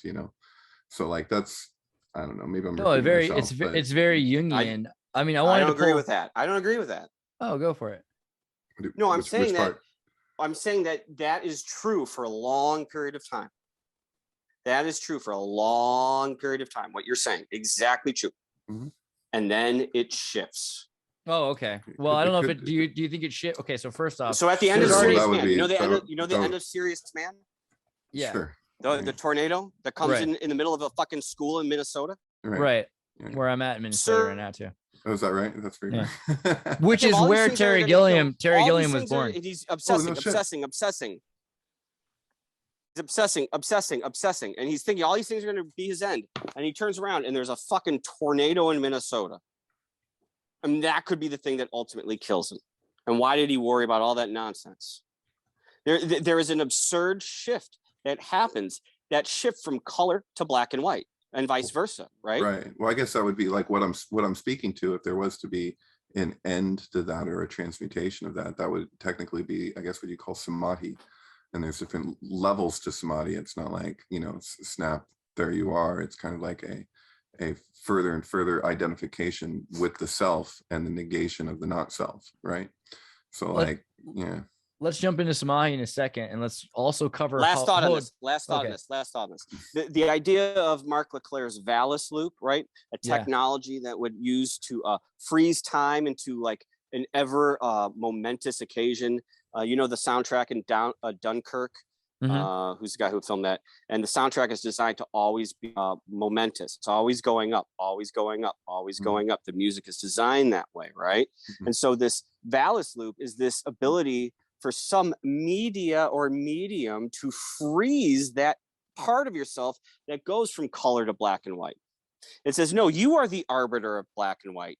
You decide what's in color. You decide what's in black and white. In fact, you decide what your reality is. You create everything. Because if you can convince someone of that bullshit, you can control them, right? They're just that little diamond, that delta. You can augment their reality, and then you can augment their reality. What I'm saying is that you can do that for a period of time. I think television was the image of the tesseract, right? The cube inside. If you look at a two-dimensional drawing of a tesseract, right, you'll see a cube in the middle of your cube. But we all know that a tesseract is a dynamic, hyperdimensional representation. It only gets in that sort of reality, right? And that's exactly what our experience is. See, it should be moving, but if you freeze it, you'll get the TV set in the middle room, freezing reality, and people just watching while this thing is sort of going past them. The medium is the massage. Well, so if you think about Gestalt and this idea of uplift, so we talked about Havelock. Let me see if I can find this. Havelock philosophy. Eric A. Havelock, an important Canadian who spent most of time in the United States from the University of Toronto, talk about Greek philosophy. Study with McLuhan, I think. Indeed, there's some McLuhan. Yeah. And so one of the things that he talks about that's really important, aside from Plato and everything else, is that Hellenistic thought, he believed, uplifted man, in the sense that before Hellenistic writings and these, terminologies were invented, that, and maybe you could call it something proto-Hellenistic that happened, but some sort of a moment changed the mind of man and made it possible for humans to think in higher evolved thoughts. More abstract thoughts led to more object resolution ideas. And we can say maybe that AI would do something like this, where it would help humans uplift slightly, so we're closer to a higher resolution digitization, because we're asking, is it this, is it not this, about so many things, that eventually we can answer, it is essentially this. But do we really have an objective truth about anything, or will we ever have access to an objective truth? Will we ever be capable of fully comprehending truth? I mean, isn't that always going to be beyond us, or is that only beyond humans, and post-humanism will maybe be able to answer that with some sort of a brain server? Like, where are we at with that? In 100 years, you'll have to be 50 years old to be taken seriously. Not too different from the Kabbalah. The Kabbalah says you have to be, what, 54 to start studying the Kabbalah? 40. Actually, the age is going to go up. In a world where the age of consent and everything and adulthood has gone down, down, down, and maybe for a lot of that, probably naturally, I think most human beings, for the most of recorded history, were more of an adult type of entity at 17 than they're considered today, to the detriment of their psyche, obviously. But I think that basically it's going to be kind of like, you got to have traveled around the sun 50 times, and then people will start taking you seriously. That's what I think. I think as within a certain group, it's technically that you've had children and that you've been married, that you are married and have children, and I believe 40 sounds right.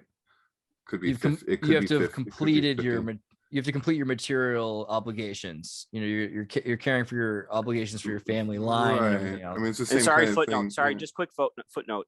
Married with kids, that bespeaks of sort of this box or this basket or this confinement that one is committed to for at least a period of 13 to 15 years, right? That's a Jupiter mission. You're a man, an adult male, but you're choosing to be, to some extent, confined to one exact place for an extended period of time. So that is definitely part of the maturation or the transformation or mutations necessary without maybe access to things that we take for granted, in someone who is trying to approach these ideas. Sorry, footnote. Oh, sorry, no, that's good.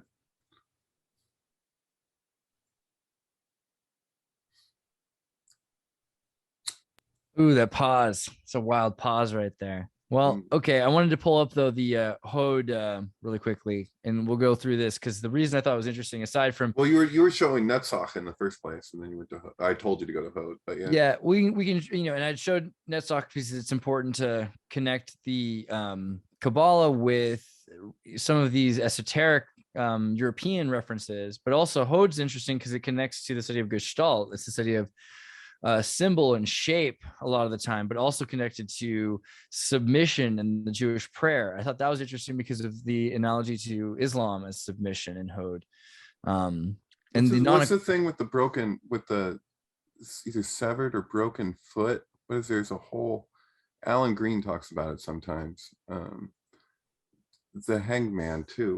What is the thing with the it's in Suicide Kings. Do you remember this? Where he makes a connection because of John Wilkes Booth falling from the balcony and breaking his ankle or his leg. I can't remember. Was this related to something Egyptian or something? I don't know. Not just a hangman. It's like I don't know if we're gonna find this. Never mind. This is esoteric. But I was just relating to it because Netzach and Hod relate to the legs and the feet as well. Technically, Malkut can translate as feet, for the same reason that the word for feet is also a word for phallus. So that's why, when you look at like Golden Dawn stuff, it'll have Malkut as associated with the feet, when technically the legs and the feet belong to Netzach and Hod. You can see the connection between the lower steps, the lower homunculums of the Sephirot, Hod and Sot, because they, the way he's angled there. He's inverted because it's referring to comes with the fall, it's like Adam Kadmon shouldn't be faced the way that Adam Kadmon that's really good. I like that. But you have to compensate for the exile, the Shekinah, Ze'er, separation, and then that in the interim. Twice? Well, there's upper and lower Shekinah. That's why there's two hays in Tetragrammaton. The first hay corresponds to Bina. Is it Bina? Yeah, Bina, of course, is the first hay, and the second hay is Malkut. So it's the mother and the daughter. Fuck. Netzach is considered one of the fruits of the spirit in the Pauline epistles. So it's also it's funny when people talk about is Kabbalah mentioned anywhere in the Bible? Well, yeah, actually by freaking Paul, right? Of all people. I mean, it's one of the weirdest spots. For people that aren't that into Christianity, he's like the most Roman, killing people that are out of the line of what you're supposed to do. I mean, if he's talking about Kabbalah, gladiator. Yeah, dude. I mean, but he's more like American lawyer. He's like you're fired, Trump, kind of a character at first. So Netzach, I mean, making its way into Romans and Galatians is kind of key to everything if you think about it. Yeah. What's interesting? There's a book where Kabbalah and studying Kabbalah and the whole thing and the whole tradition is talked about in the first 15 pages, and then it's never mentioned again. Can you guess the book? Finnegan's Wake. No. What did you get? Night by Elie Wiesel. The Holocaust book. You know the book Night? Yeah, it sounds familiar. I've never read that though. So in the first 15 pages, it's still idyllic and he's still a child and everything's kind of okay. And then the encroaching craziness starts happening, but he's a kid and his dream is to study with his rabbi, and you have to be 40 years old to study Kabbalah. And he's talking about these Kabbalistic, elders in his village, and he studies all the time because he wants to be like them. And he talks about studying Kabbalah and studying this and studying this. And then, things progress and you never see that word ever again. And I kind of took that nighttime is this child had just stepped a little bit out of innocence into the world of mystery, right? And there was this ladder called Kabbalah that was part of his tradition and his religion and his people and his town. And he's like, I'm confused. There's a lot of weird shit, but those people seem to know what's fucking going on. I'm going to climb that ladder, right? And then all of a sudden, the whole fucking thing was taken away from him. And he never goes back to it, at least in the book. What does that mean?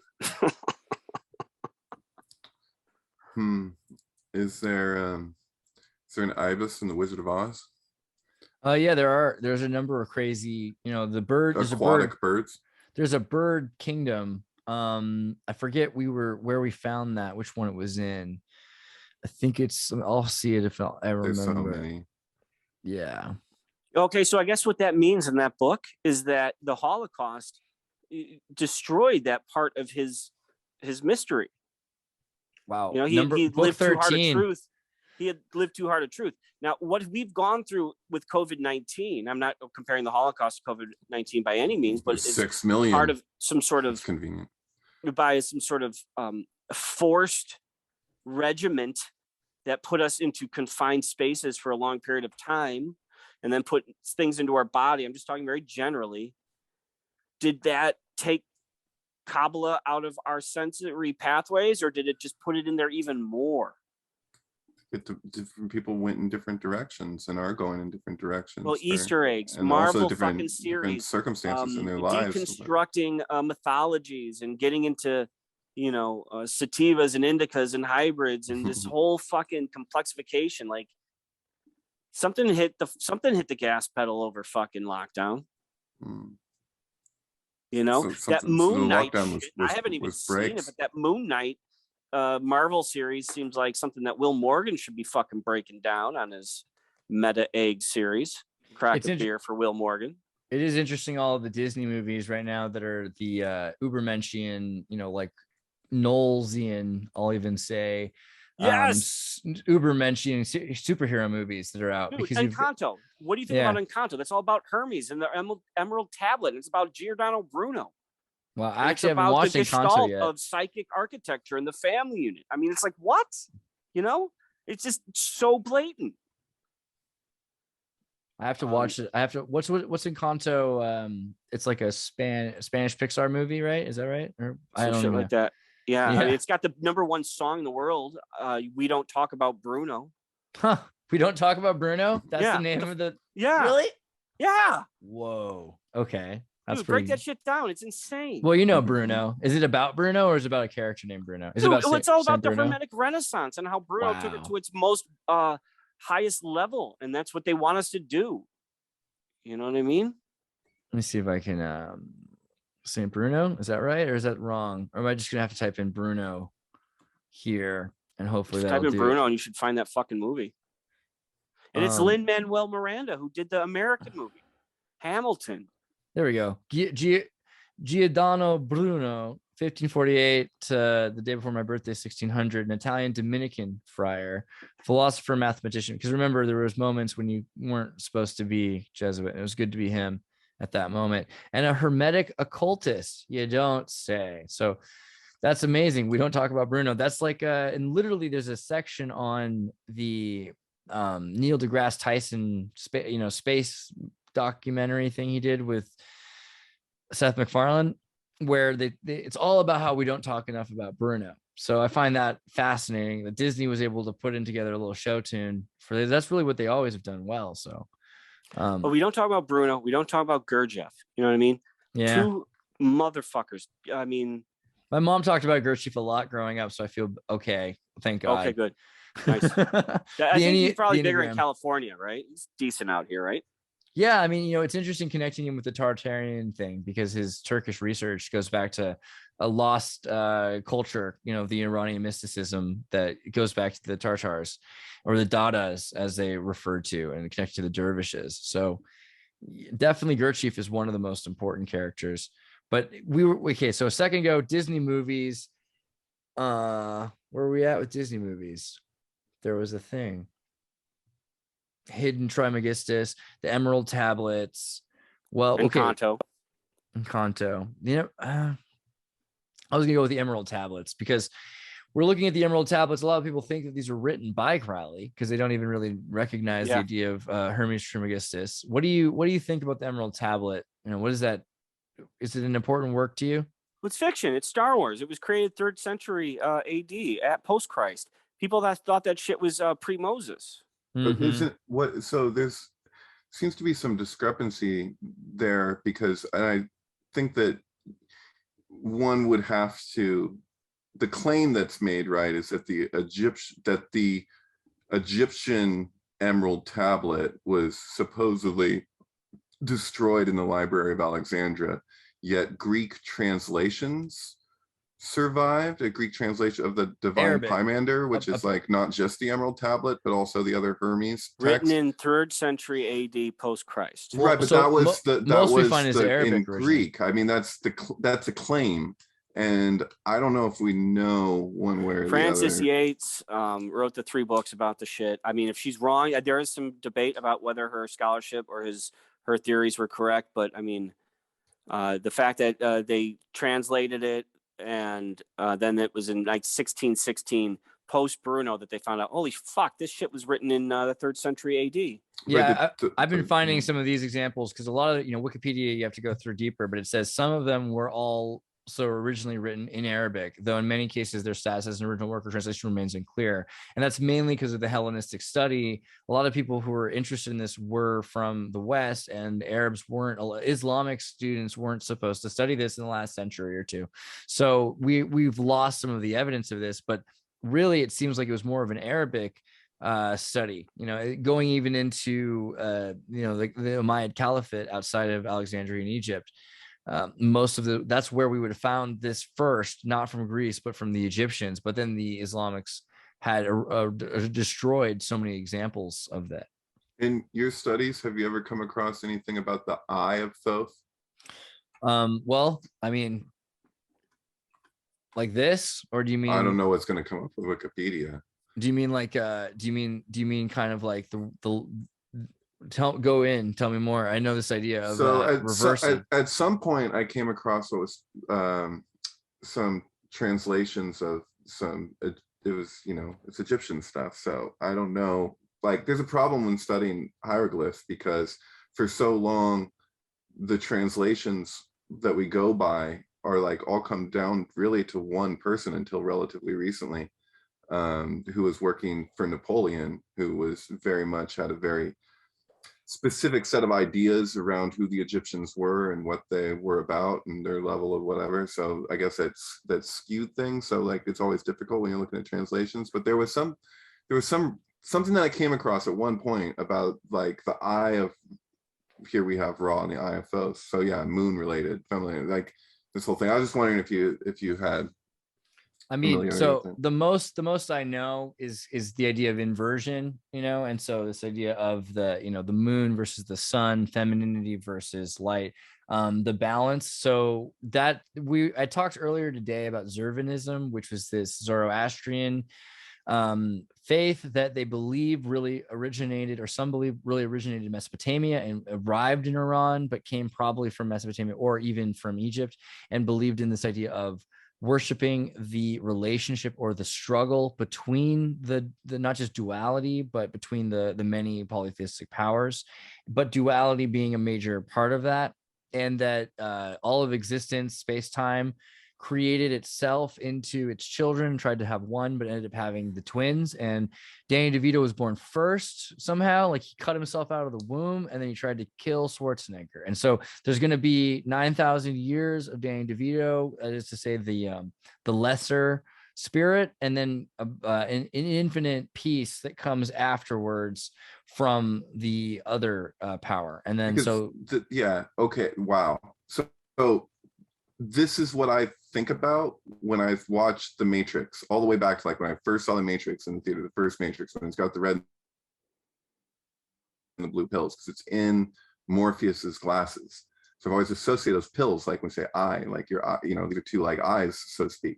So it's like pick your eye. And so it's also like, it's very strange to say this, but it's like, I feel like there's like a strange attraction between that iconic scene in The Matrix and the other iconic scene in Star Wars, when Obi-Wan says, strike me down and I'll become more powerful than you could ever imagine. So red and a blue lightsaber, even the sides of the screen on which they stand as it relates to the right and the left. So you have the blue being chesed, mercy, the right being Gevurah, judgment. And so it's the way that when he says he'll become more powerful than you'll ever imagine, is because he's not his form. And so like in the emanation, the way that the tree curls, so you go from right to left, it's like he's flipped around at this point. When it starts, he's on this side and then he's on that side, and they twist around, showing that screenshot. But you know, it's this. There's a meme I love with that shot actually, where he's like, he's talking about a straw man argument, where he's like, you can't win whatever argument. Do you know what I'm talking about? Have you seen this? I've used it sometimes, but yeah, whatever.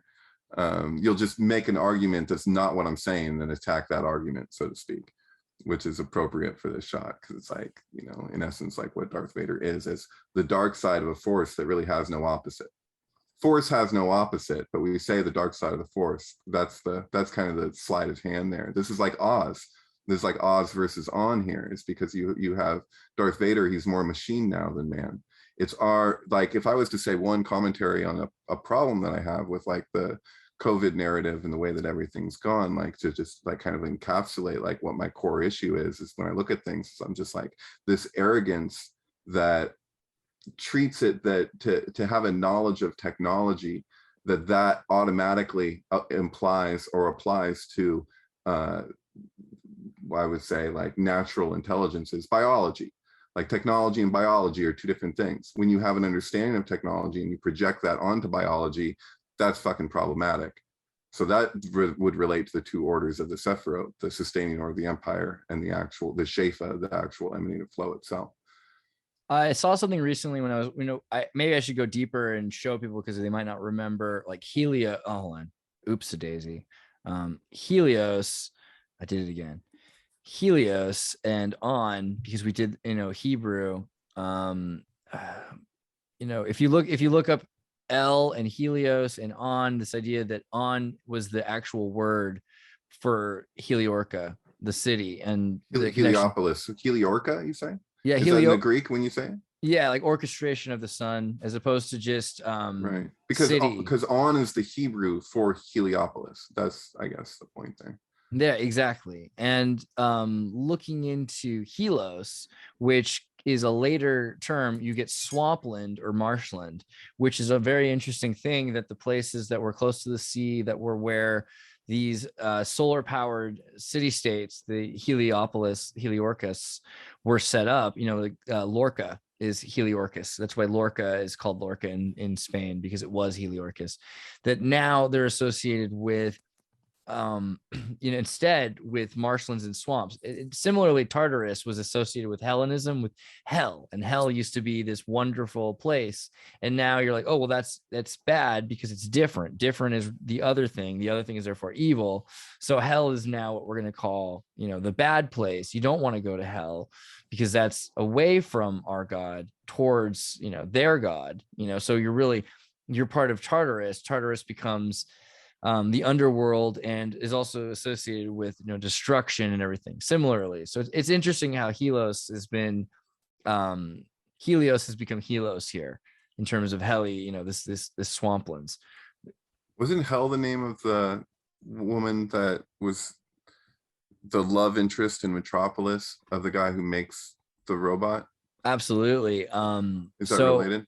Totally. So Hell and Hellenism, and the movie, the book even, was about this idea of the intermediary between the head and the hand must be the heart. Yeah, and this connection with social justice and everything else. But this basically, you have the story of Rotfang, whom has this robot based on this woman he loved, who was married to Frieders. Let me look up. Real quick, is adultery augmented reality? So if your reality is a contract to one specific person, that you've chosen your reality, and then you augment, right? Right. Well, I guess everything kind of is. Well, okay, I was going to show it really quickly that this is Hel, which is the wife of Frieders, and then he abducts Maria, like Mary, Mary or Mary Magdalene, and makes her into Hel.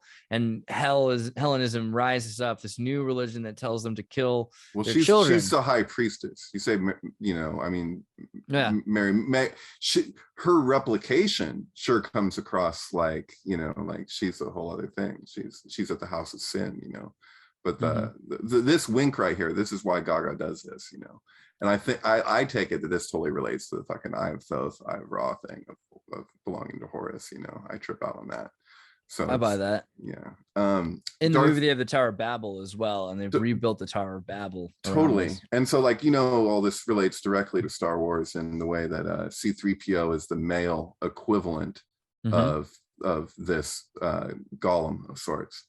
And so Darth Vader's breastplate, you know about this, the Hebrew on his breastplate. Right, Darth Vader. I just sent it to you here in the chat. Okay, hold on, let me jump to that. But it translates to one shall be regarded innocent until he is proven guilty, which I don't think is actually the best translation. I'm just seeing that on Google, but I've come across better. Right, there was a reason for that. I forget, someone that was with the original, and there was some mistakes in the translation. Oh, this is a better translation. His deeds will not be forgiven until he merits, meaning it's up to him. It's not innocent until proven guilty. Who the fuck said that? Yeah. But that's the Hebrew on his breastplate, and the breastplate is obviously made to look like the, what are those called, the Tillum and the Philum or something. What is it called? The Cohen, the or I guess excuse me, the Tefillin. Tefillin. No, not tefillin. The breastplate that was worn, that was supposed to be where we got the 22 arcana of the tarot, or at least it corresponds to it at the same time. The voice box. The 22 stones that were on the breastplate. You want to You guys don't know? Well, yeah. Let me okay, so there you go with your connections to Moses and Egyptian mysticism and Star Wars. But so if you guys don't know what he's talking about, in the original Star Wars version, they didn't have a Star Wars writing system yet, and they literally used Hebrew. And it says essentially something to the effect of he will be, judged on his own merit, but a better translation you said was that he will be convicted of his deeds, almost like until he merits. Until he merits. So his deeds will not be forgiven until he merits. Right. So the idea too is that forgiveness isn't something you really do for other people. It's something you do for yourself. It releases you. And so that's him at the end is he releases himself. He didn't have to do this for others ultimately, but it ends up translating that way.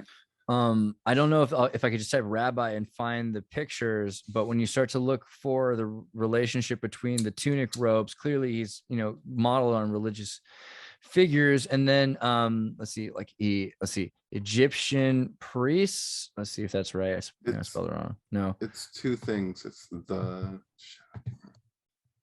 chest plates, maybe.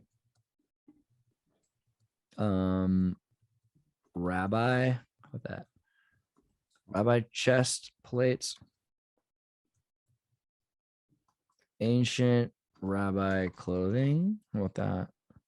There you go. Here's something like that, and you start to see, okay, he's got a chest plate with the jewels and everything, and they are precious stones. I forget which kind is which, but each one has relationship to the colors of the Kabbalah, and they have writings on them. I also forget which one each one says, but you can see the relationship there with Darth Vader if you go back a few. Wait, there's a whole thing to this. Oh, the Urim and the Thummim. So okay, according to the description in Exodus, this blessed breastplate was attached to the tunic-like garment known as an ephod by gold chains, cords tied to the gold rings on the priest's shoulder straps, and by blue ribbon tied to the gold rings at the belt of the ephod. I'm probably pronouncing it wrong. The biblical description states that the breastplate was also to be made from the same material as the ephod, embroidery of 3 colors of dyed wool and linen, and was to be 1/3 of a cubit squared, 2 layers thick, and with 4 rows of 3 engraved gems embedded in gold settings upon it, 1 setting for each stone. The description states that the square breastplate was to be formed from 1 rectangular piece of cloth, 1/3 of a cubit by 2/3 of a cubit, folded so that it formed a pouch to contain the Urim and the Thummim. So this was used for prophecy and I would hesitate to say fortune telling, but definitely there's another interesting sync. The cloth he's wearing here, right? And it's indigo, and it's a form of Egyptian cotton that is as close to denim as we had until Levi Strauss. And so the Straussian denim genes is an idea of taking the priest class, which were white and indigo, and imagine the kids in the 50s, everybody was wearing denim jeans with white underpants and white t-shirts, tunics, like just made of Egyptian cotton, essentially, Right. although Virginian cotton in America. I said they correspond to the Arcana, and they do in a strange way. And I think I found that from Manly P. Hall. But there are 12 gems which correspond to the 12 tribes, There it is. and the zodiac. But anyway. Yeah, what do you think? Do you think that that's an interesting? I mean, that's an interesting correlation between the zodiac and the 12 tribes. Why do you? And there's a 13th lost tribe and a 13th lost zodiac. Right, exactly. Well, what do we associate with Darth Vader and the Zodiac? What's a key component? Stars. Stars, darkness, nighttime, the moon, right. the other side of the sphere. Pre-electricity, there was a huge firmament between day and night. Well, there were two worlds. Star Wars. There were two worlds, but nobody existed in both worlds at once. It was impossible. You know what I mean? You could do 22/7. 22 hours a day, 7 days a week. That's about where you max out. That's how they got pi. That's how they got the irrational number, right? These Energizer bunnies that could go and go and go, right? 22 hours a day, 7 days a week. They didn't understand what a calendar was. They didn't understand that they took vacations and shit. It was a trick. I saw that on a video on YouTube. It might be false. I saw in a video on YouTube that all the planets in our solar system are all the same planet at different stages. I like that. Really, I love that. I like that. That works with space time and everything. I mean, that's very Gnostic as well, though. The idea that space is time, or that time is just a form, is measured in space by those who can't perceive it, because we are existing in multiple times in each moment, and really we exist in this weird veiled experience where we don't experience time. Last of my self-indulgences. Give me your definition of Gnosticism. Oh, just interest in okay, so I confuse it with Sophism to an extent, because Sophism. When was it born? Well, you could go. Before Hermes, I think you could go to the esoteric schools of Timbuktu and you look at Kemeticism, and in Kemet under Ptahhotep, interest in both knowledge and wisdom are very important. And then Judaism carries this tradition with ecclesiastical. Is there a distinction between knowledge? What is the distinction between knowledge and wisdom? But read time, Proverbs. Right? Proverbs. But Proverbs what changes? What's the difference between knowledge and wisdom? It's time, right? I mean, hold on. Let me see. Proverbs, difference, knowledge, and wisdom. Because the thing is, you've got that book by Solomon, supposedly, who said, you can have, God says you can have whatever you want. You have money, power, strength, women, men. Do you want to have, anything you want? Wisdom. He's like, wisdom. And they're like, God's like, you're good. Right. Just for that, you get everything behind doors, 2 and 1 with 3, and the bicycle as well. So, he won everything. Gets to be king. Listen, gets to have the wife. Children tweet the darndest things, right? But you're not going to let them be your financial analyst, right? Depends. If a kid tells you to invest in Yahoo or Google, anyone can have knowledge. Anyone can have knowledge. That is an instantaneous, in the moment fact that makes your experience better or more profound or better, right? Mm-hmm. Or better, or gives you something to eat. Knowledge is everywhere, right? But wisdom is not a particle; it's a wave.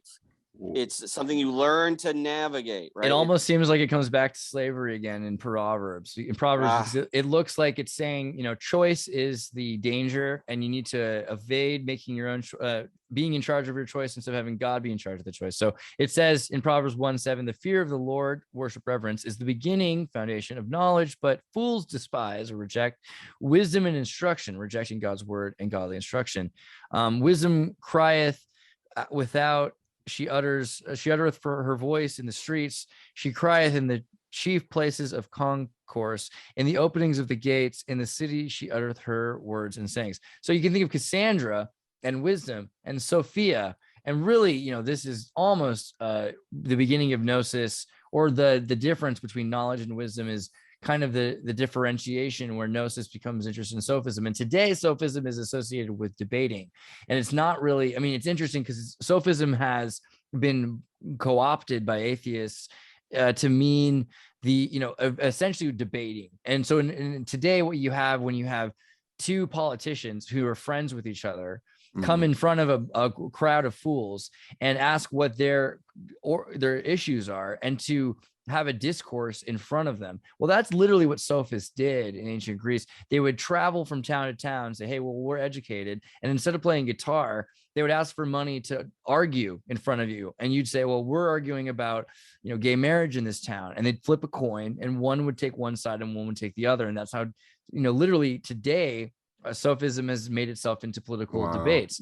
But, in the old days, Sophism was more supposed to be associated with Gnosis, and Gnosis has become, ironically, the word we use to associate with Sophism. It's all backwards. Sophia is wisdom. The way you describe that, it feels kind of relatable to the Talmud, because the Talmud will go on from anywhere from 1 to 10 to 200 fucking pages with an argument, and then it is just pitching something sometimes extreme, sometimes not extreme, sometimes whatever, but then you'll have the rebuttal, or the response to that will then could go on for 2 pages or 100 pages or whatever. So it's kind of in from what I've gathered, it seems to be the easiest book in the world that I know of to take out of context, because when you have a book like that, you can take you look at what this person's saying, but you didn't keep reading to the point where there's a response to that will either negate or support or whatever, and it's like things are just pitched. That's kind of like probably why they killed Aaron Schwartz, because he was going to get JSTOR out, and JSTOR is the 21st century Talmud. It just shows all of the arguments made in secular society by lawyers, right? And that is essentially going to backfire. Someday people are going to look at that and say, wow, these are the court proceedings that decided Americanisms and justice, and were what led to Miltonian economic theory and Friedman economic theory. These are the ideas of justice that we have. Right. That's going to be we're going to have a very anti-American period when people start to look at JSTOR. Right. Well, knowledge, speaking to the distinction between knowledge and wisdom, right? Because these are just terms that we throw around or whatever. But I think that there's something to be said for the very idea of like accumulation, and how it is that we relate to acquisition. So like, and also conquest.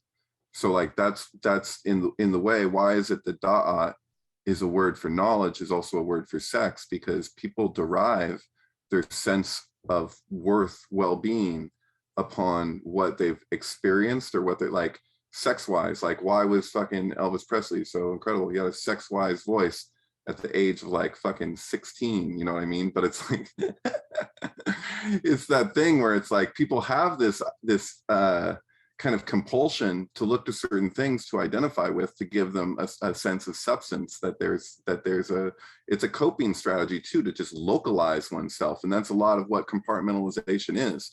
But I think that, that this idea that knowledge is even something that's accumulated is kind of fallacious. And that's like such a built-in assumption into even like our language, like the way that we talk about things. It's like why it is that we contract and expand if our ideas get challenged, if we identify with those ideas as being like who it is that we are, rather than just like an exploration of possibilities. It's like where does that compulsion and that defense, the character armor that like Wilhelm Reich described, like what is that stemming from? And so there's a direct correlation between like the need to know, the demand to know, and our own relationship to sex in our lives, because like our hangups, like they're not actually like, they're distinct, but they're not really separate, and so like I like that to know somebody in the biblical sense, and like what that means for a person. I think that's kind of Crowley talked about this thing where it's like after a certain point of experience, like what is the value of experience of different, of actually exploring certain things, is that you can get to a point where now you're not like, you're ready for another mystery because this mystery is taken care of, or at least this mystery you've been able to make sense of, like that when, to relinquish one mystery it can be to be open to another. Or if, the way that pleasure works is you could be like the pearl of great price or whatever, where you go to Egypt to retrieve the pearl that's coiled in the snake, but you get caught up in the luxuries of Egypt and then forget that you're a prince and forget why you were there in the first place. You forget your mission. So I think that both things can happen, you know. But What's great about Crowley, which is also great about Marilyn Manson, right? And is Joseph that- Smith, because you brought up the Pearl of Great Price. Keep going. is that Crowley proved that he wanted to write novels, right? Diary of a Drug Fiend, Moonchild. He wrote the Simon If stories, right? Remember the cigarette smoking man where he wrote the fucking conspiracy thing and he sold it to the magazine and it was shitty, and remember that shit? X-Files. Anyways, Crowley proved you could have all the drugs in the world, all the money in the world. You can go all over the world. You can have sex with everybody, and you still can't write a good fucking story. It's not going to sell. That part of the magic is not going to improve that part of your life. Now, Yeah, that would have been. You should have life? taken some creative writing classes. Did at his Oxford, I don't know writings, what. Book of Lies, did Book of Lies predate the fucking internet? Of course it did. Did he transcend time and space with his imagination? Of course he did. But the thing he wanted, that thing, was like, oh, it's shit. It's like Charlie Manson with a pop song. You know what I mean? He got notoriety. He did the thing. But Dude, I but mean, their music, I don't know. See, that's a false nomer that Charlie Manson wasn't a great musician. I mean, his music is amazing. Look at your game. Listen, girl. he never listened- read a single book, you know. Do you ever listen, listen to? Go ahead. Listen, Andreas, I've listened to Charlie Manson's music. I've read Diary of a Drug Fiend. I wouldn't call both of them something that you should, are amazing. I think Charlie Manson's music is amazing. You should see my, Let me put it this way. Shrek Here, episode. Let me just get to the one footnote and let me just stop this shit. Is that the difference between knowledge and wisdom is that I've picked up a guitar, you've picked up a guitar, David's picked up a guitar. We have a knowledge of a guitar. John right? Hinckley picked up. Do you know John Hinckley Yeah. Jr. is one of the greatest musicians of our time? But I said but it. but not to be cliche, Jimi Hendrix has a wisdom with the guitar. The guitar disappears. Dude, It's just Jimi Hendrix is fucking sex wise with his guitar, man. Exactly. That's the magic. The ability to do that hyperdimensionally at will in local situations, right? To be able to be dropped into any situation and to at will be Jimi Hendrix. Find an instrument, find wisdom, display it, affect your environment. That's Crowley. He's saying everybody can do that. So America's Got Talent, right? You can fart the Star Spangled Banner. You can get on TV. You can get up into the jet set for a brief fleeting moment. You know what I mean? Crowley proved that. Crowley was into discipline combined with things that are very undisciplined in their nature. Exactly. Farting the Star Spangled like, Banner. You don't just do that overnight. That takes years. Well, I mean, just dude. like his workings. I mean, in terms of like, because his relationship to substances is such that he was like, any substance that's being ingested should be focused towards the great work in its specific way that it has value. And so that's kind of an idealism for sure, but that's kind of a kind of narcissism. Potentially, but I mean, a lot of people will be narcissistic and then not actually like do much with it. You know what I mean? That's just we can argue about what Crowley accomplished in the greater good. I think narcissism is one of those underrated oh, for sure. Because if you're saying that the rest of the world is wrong and you're the only one who's right, I mean, it could be maddening, and I see how it's destroyed most of the people who've practiced it. But at the same time, isn't that the only way to make a change? Is to believe that you know what needs to be changed and to try. It's a real phenomenon that a psychological phenomenon that is just everywhere. And people validate it for each other, just like we are in agreement of certain basic assumptions that allow us to see each other in relationship to the world, and to see ourselves in relationship to the world. And so like the idea of like narcissists, like the story itself, it's that you're looking for yourself. That's a compulsion that exists for people, like we have that, but then we condition each other how to do that, and then we condition ourselves after we've been conditioned. Like we just pay it forward.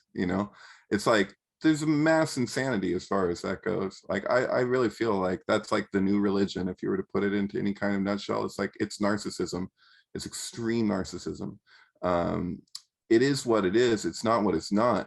You have saints that are extremely narcissistic, but what they do with it, we know them by their fruits. You know what I mean? Like Elon Musk. I was very disappointed to find out, certain things about like Mother Teresa. You know, you're like, oh my God, do not shit on Mother Teresa. It's fucking Mother Teresa. I read her book, No Greater Love. It was beautiful. It's a beautiful book. I've been looking forward to people shitting on Mother Teresa all my life. My mom loved her so much. I was like, there's got to be something wrong with that. There's got to be something wrong with it. I mean, you can talk shit about not Anne Frank herself, but the fact that like there's ballpoint pen additions to that in the current published diaries of Anne Frank. Like there was no ballpoint pens that existed at the time. It's like there's these massive disappointments. Well, you can go into the lawsuit. Her dad sued the publishers for trying to cut him out of the deal, and so he tried to prove he wrote it in court. So I don't mean, you know, there's that. Right. But then there's also a lot of beautiful things where you're like, hey, you know, this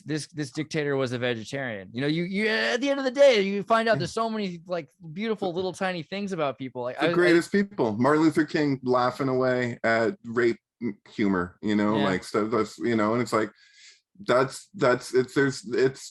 okay, you know. I mean, right? You're like, wow, you did a lot of good, and you were wow, you had some areas where you were kind of off there. Mahatma Gandhi.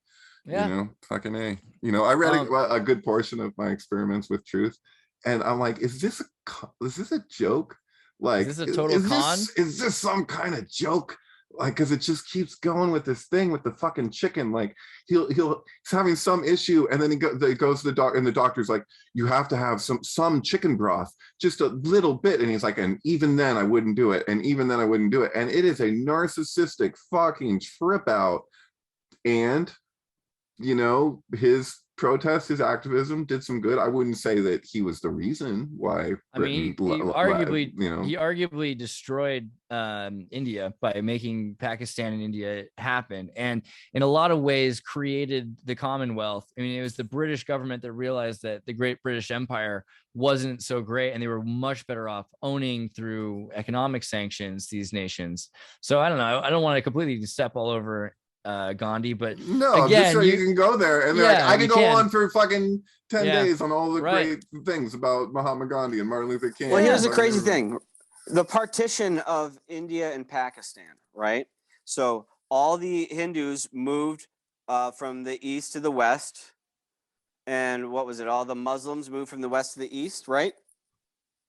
It might be an oversimplification. There definitely are still Hindus in Pakistan and Muslims in India. So not all. But the partition was that Pakistan would be Muslim, and India would remain Hindu, and the populations would change geography to better suit their geographical needs. I have the passage back and forth.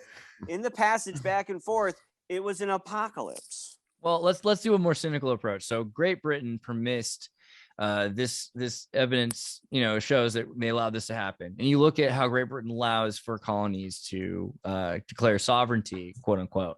And you look at America, and America was, you know, they made sure Canada still existed, right?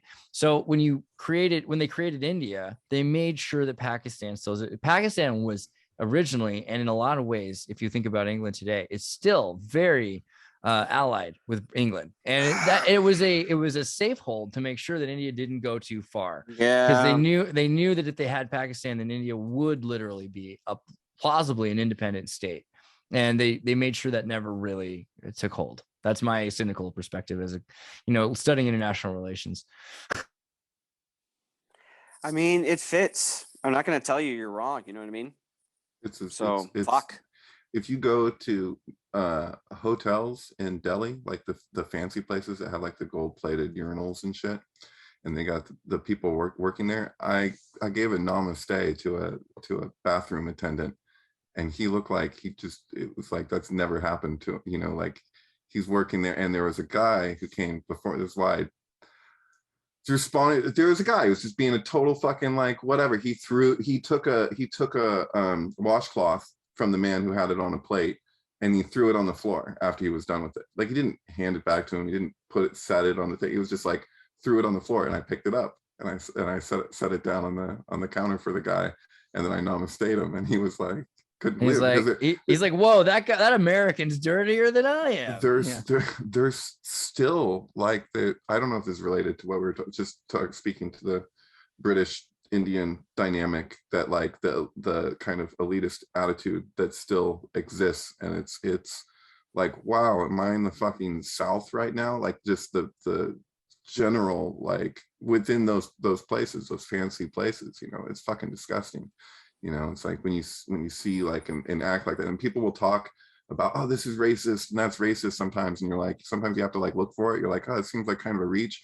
But like there, I was like, wow, this is just full on blatant racism, just like in your face, fucking whatever. And caste, you know, the Portuguese word for classism comes from casteism, because it really, the idea of the caste, you know, controlling every society, that's been the major issue. I know we've been talking for a lot of hours, so I think we should probably. How long have we been talking? Oh, at least 3. I don't like to think too Is it hard really? about it. Well, when did we start? Like 7 in my time, and now it's like 9:30 my time, so 2.5. Mhm. That's not bad. I've got a couple things I wanted to end with really quickly. I want to show, which was, you know, we talked about Urim Thummim and the connection to the Aaronic priesthood and the Mormons, who say that they've got this, and that's why he was able to translate the chest plates. But Oliver Cowdery adopted the term in the 1830s as part of a larger effort to distance the church from early folk magic practices, aka cunning folk traditions, and the Latter-day Saint movement. So when you start looking into Gnosticism and these groups that said, well, we're going to distinctly say we're no longer just a peripheral of other churches, because you could have a Gnostic and in one church and a Gnostic and another church, they could be friends, right? Oh, and they're then, radically different conceptions and depending. Exactly. And then they can hide in a normal church where nobody's even knowing that they're Gnostics or members of this regular church, because they're not even necessarily saying that they're, you know, this is not the church that's Gnostic, it's some of the members. Right. So a lot of them coming together to create this concoction of, you know, Kabbalah, geometric art, folk magic, folk religion, the Scandinavian, the Slavic, and the Germanic traditions that all kind of made themselves into folk traditions. I don't know. What do you think about the idea could that you go back a little? Oh, sure. I was just looking at that image there. Yeah, sure. Let me pull it up bigger. Yeah.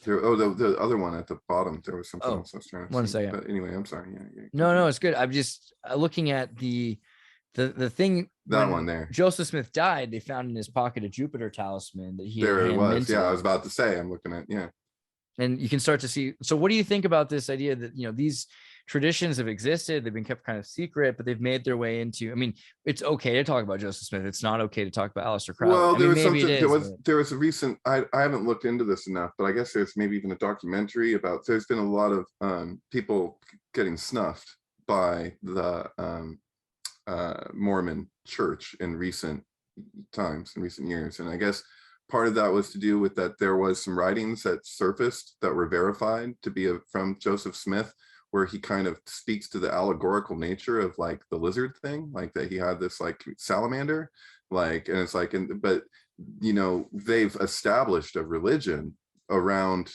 his ideas.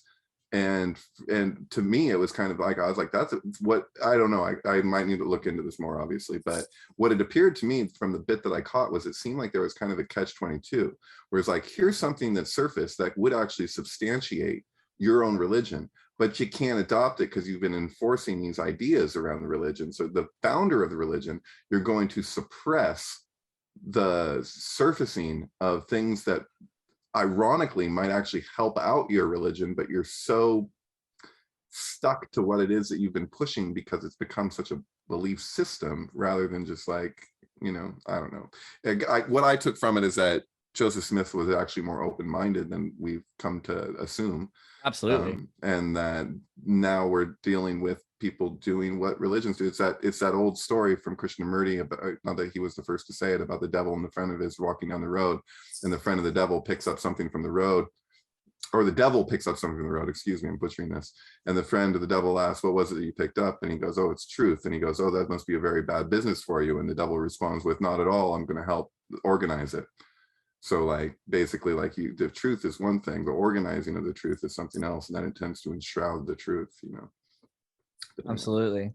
And then this is kind of funny. I just couldn't help myself because we were talking about John. I brought up John Hinckley, or it happened somehow. We're talking about people. And you guys know John Hinckley attempted to assassinate President Ronald Reagan. Also over Catcher in the Rye, just like fucking, right. Yeah. There is so Margaret much. Chapman. There's so much shady with this story that I'm not even going to talk about it because I could probably. I mean, it's almost at the point where it doesn't matter anymore. But I'm just going to say this is the most shady. Before Jodie Foster, taxi driver. before the Connecticut Alex Jones incident, which I'll refer to, the hook that is covered in sand. This was probably the most absurd narrative put out, and it was. You can see the same problem happen where media completely dismantled the narrative because you could see with the media what was really going on. However, let's get into the fact that John Hinckley was a wealthy son of a DC resident with connections to George Bush, JFK, etc. I think his dad and him were just at dinner with the Bushes the night before the attempt. Anyway, he is placed on a lot of these psychiatric drugs, watched over. He says he was talking to Jodie Foster, and it looked like she was interested in talking to him. And then the interview with her, she's clearly dodging all the questions and pretending to be that she doesn't know what's going on. Yeah. Let's not get too deep into that. I just wanted to bring up the fact that he's free now.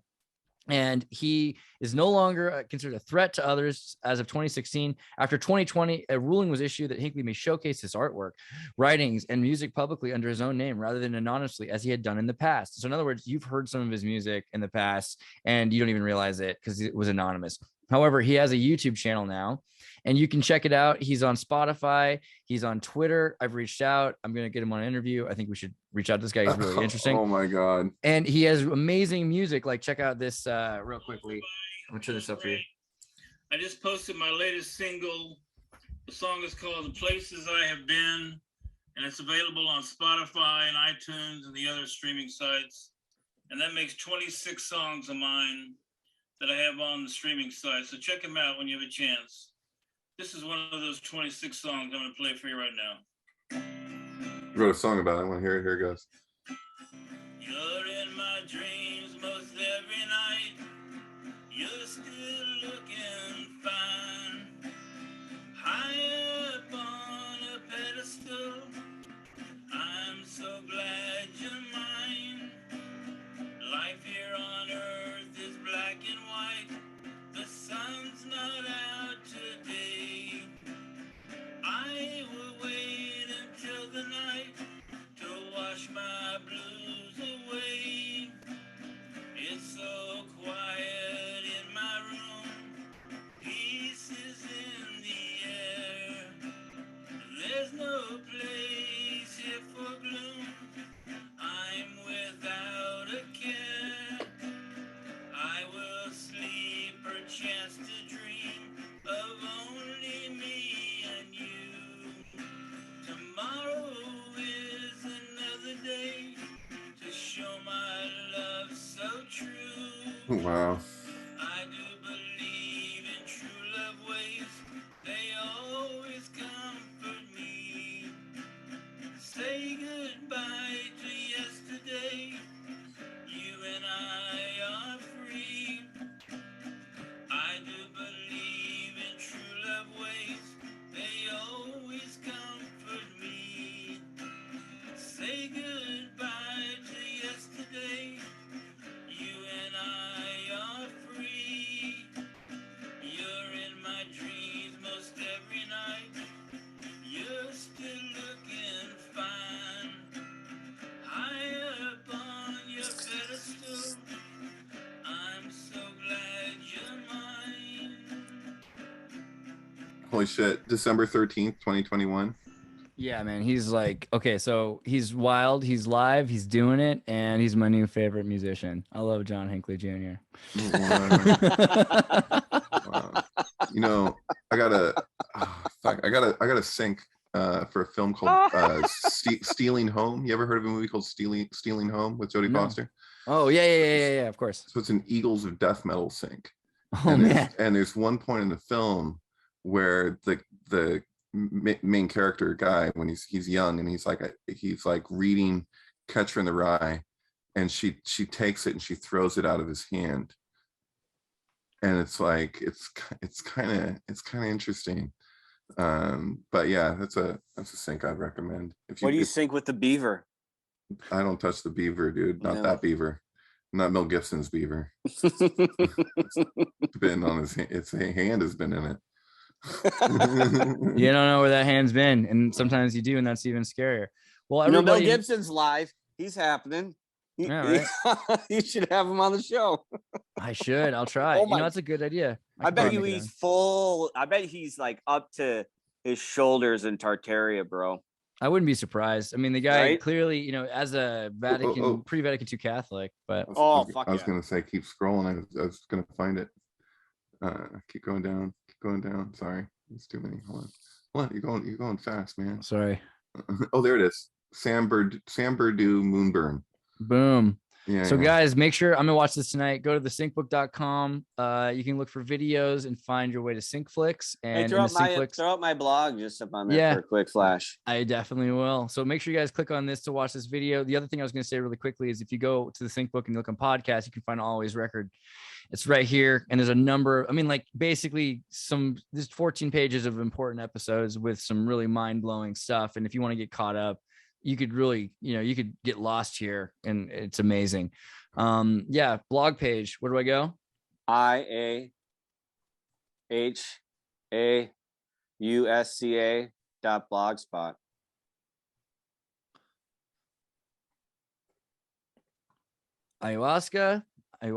Wait, did I get it wrong? No, there we go. Open to invited readers only. So you got to give me an invite, bro. But I'm gonna have to do that. So give me an invite. I just clicked on the link. I don't know what I got to do. I might have to contact the blog author and request an invitation. So all you gotta do is you gotta contact me. Send me 3 coupons with a value of about $30 each, and I'll let you in. So, and you have to answer the questionnaire. I think that's the most. what is if my you guys- mother's maiden name? Okay, What is the wing velocity of a South African's? What was the model of my first car? jump on to Andreas.me, click on Advanced Philosophy Memes, APM, which is this flag right here, the most inclusive place on the internet. It'll take you to Facebook.com/group/Xirtus, which is the Facebook group.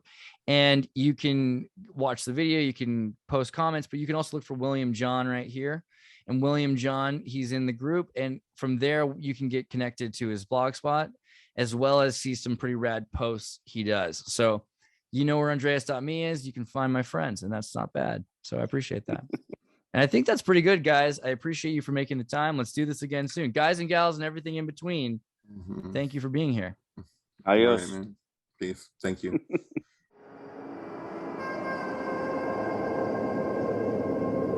Hey, everybody, tune in to Recent Tartarians. Recent Tartarian. Recent Tartarian.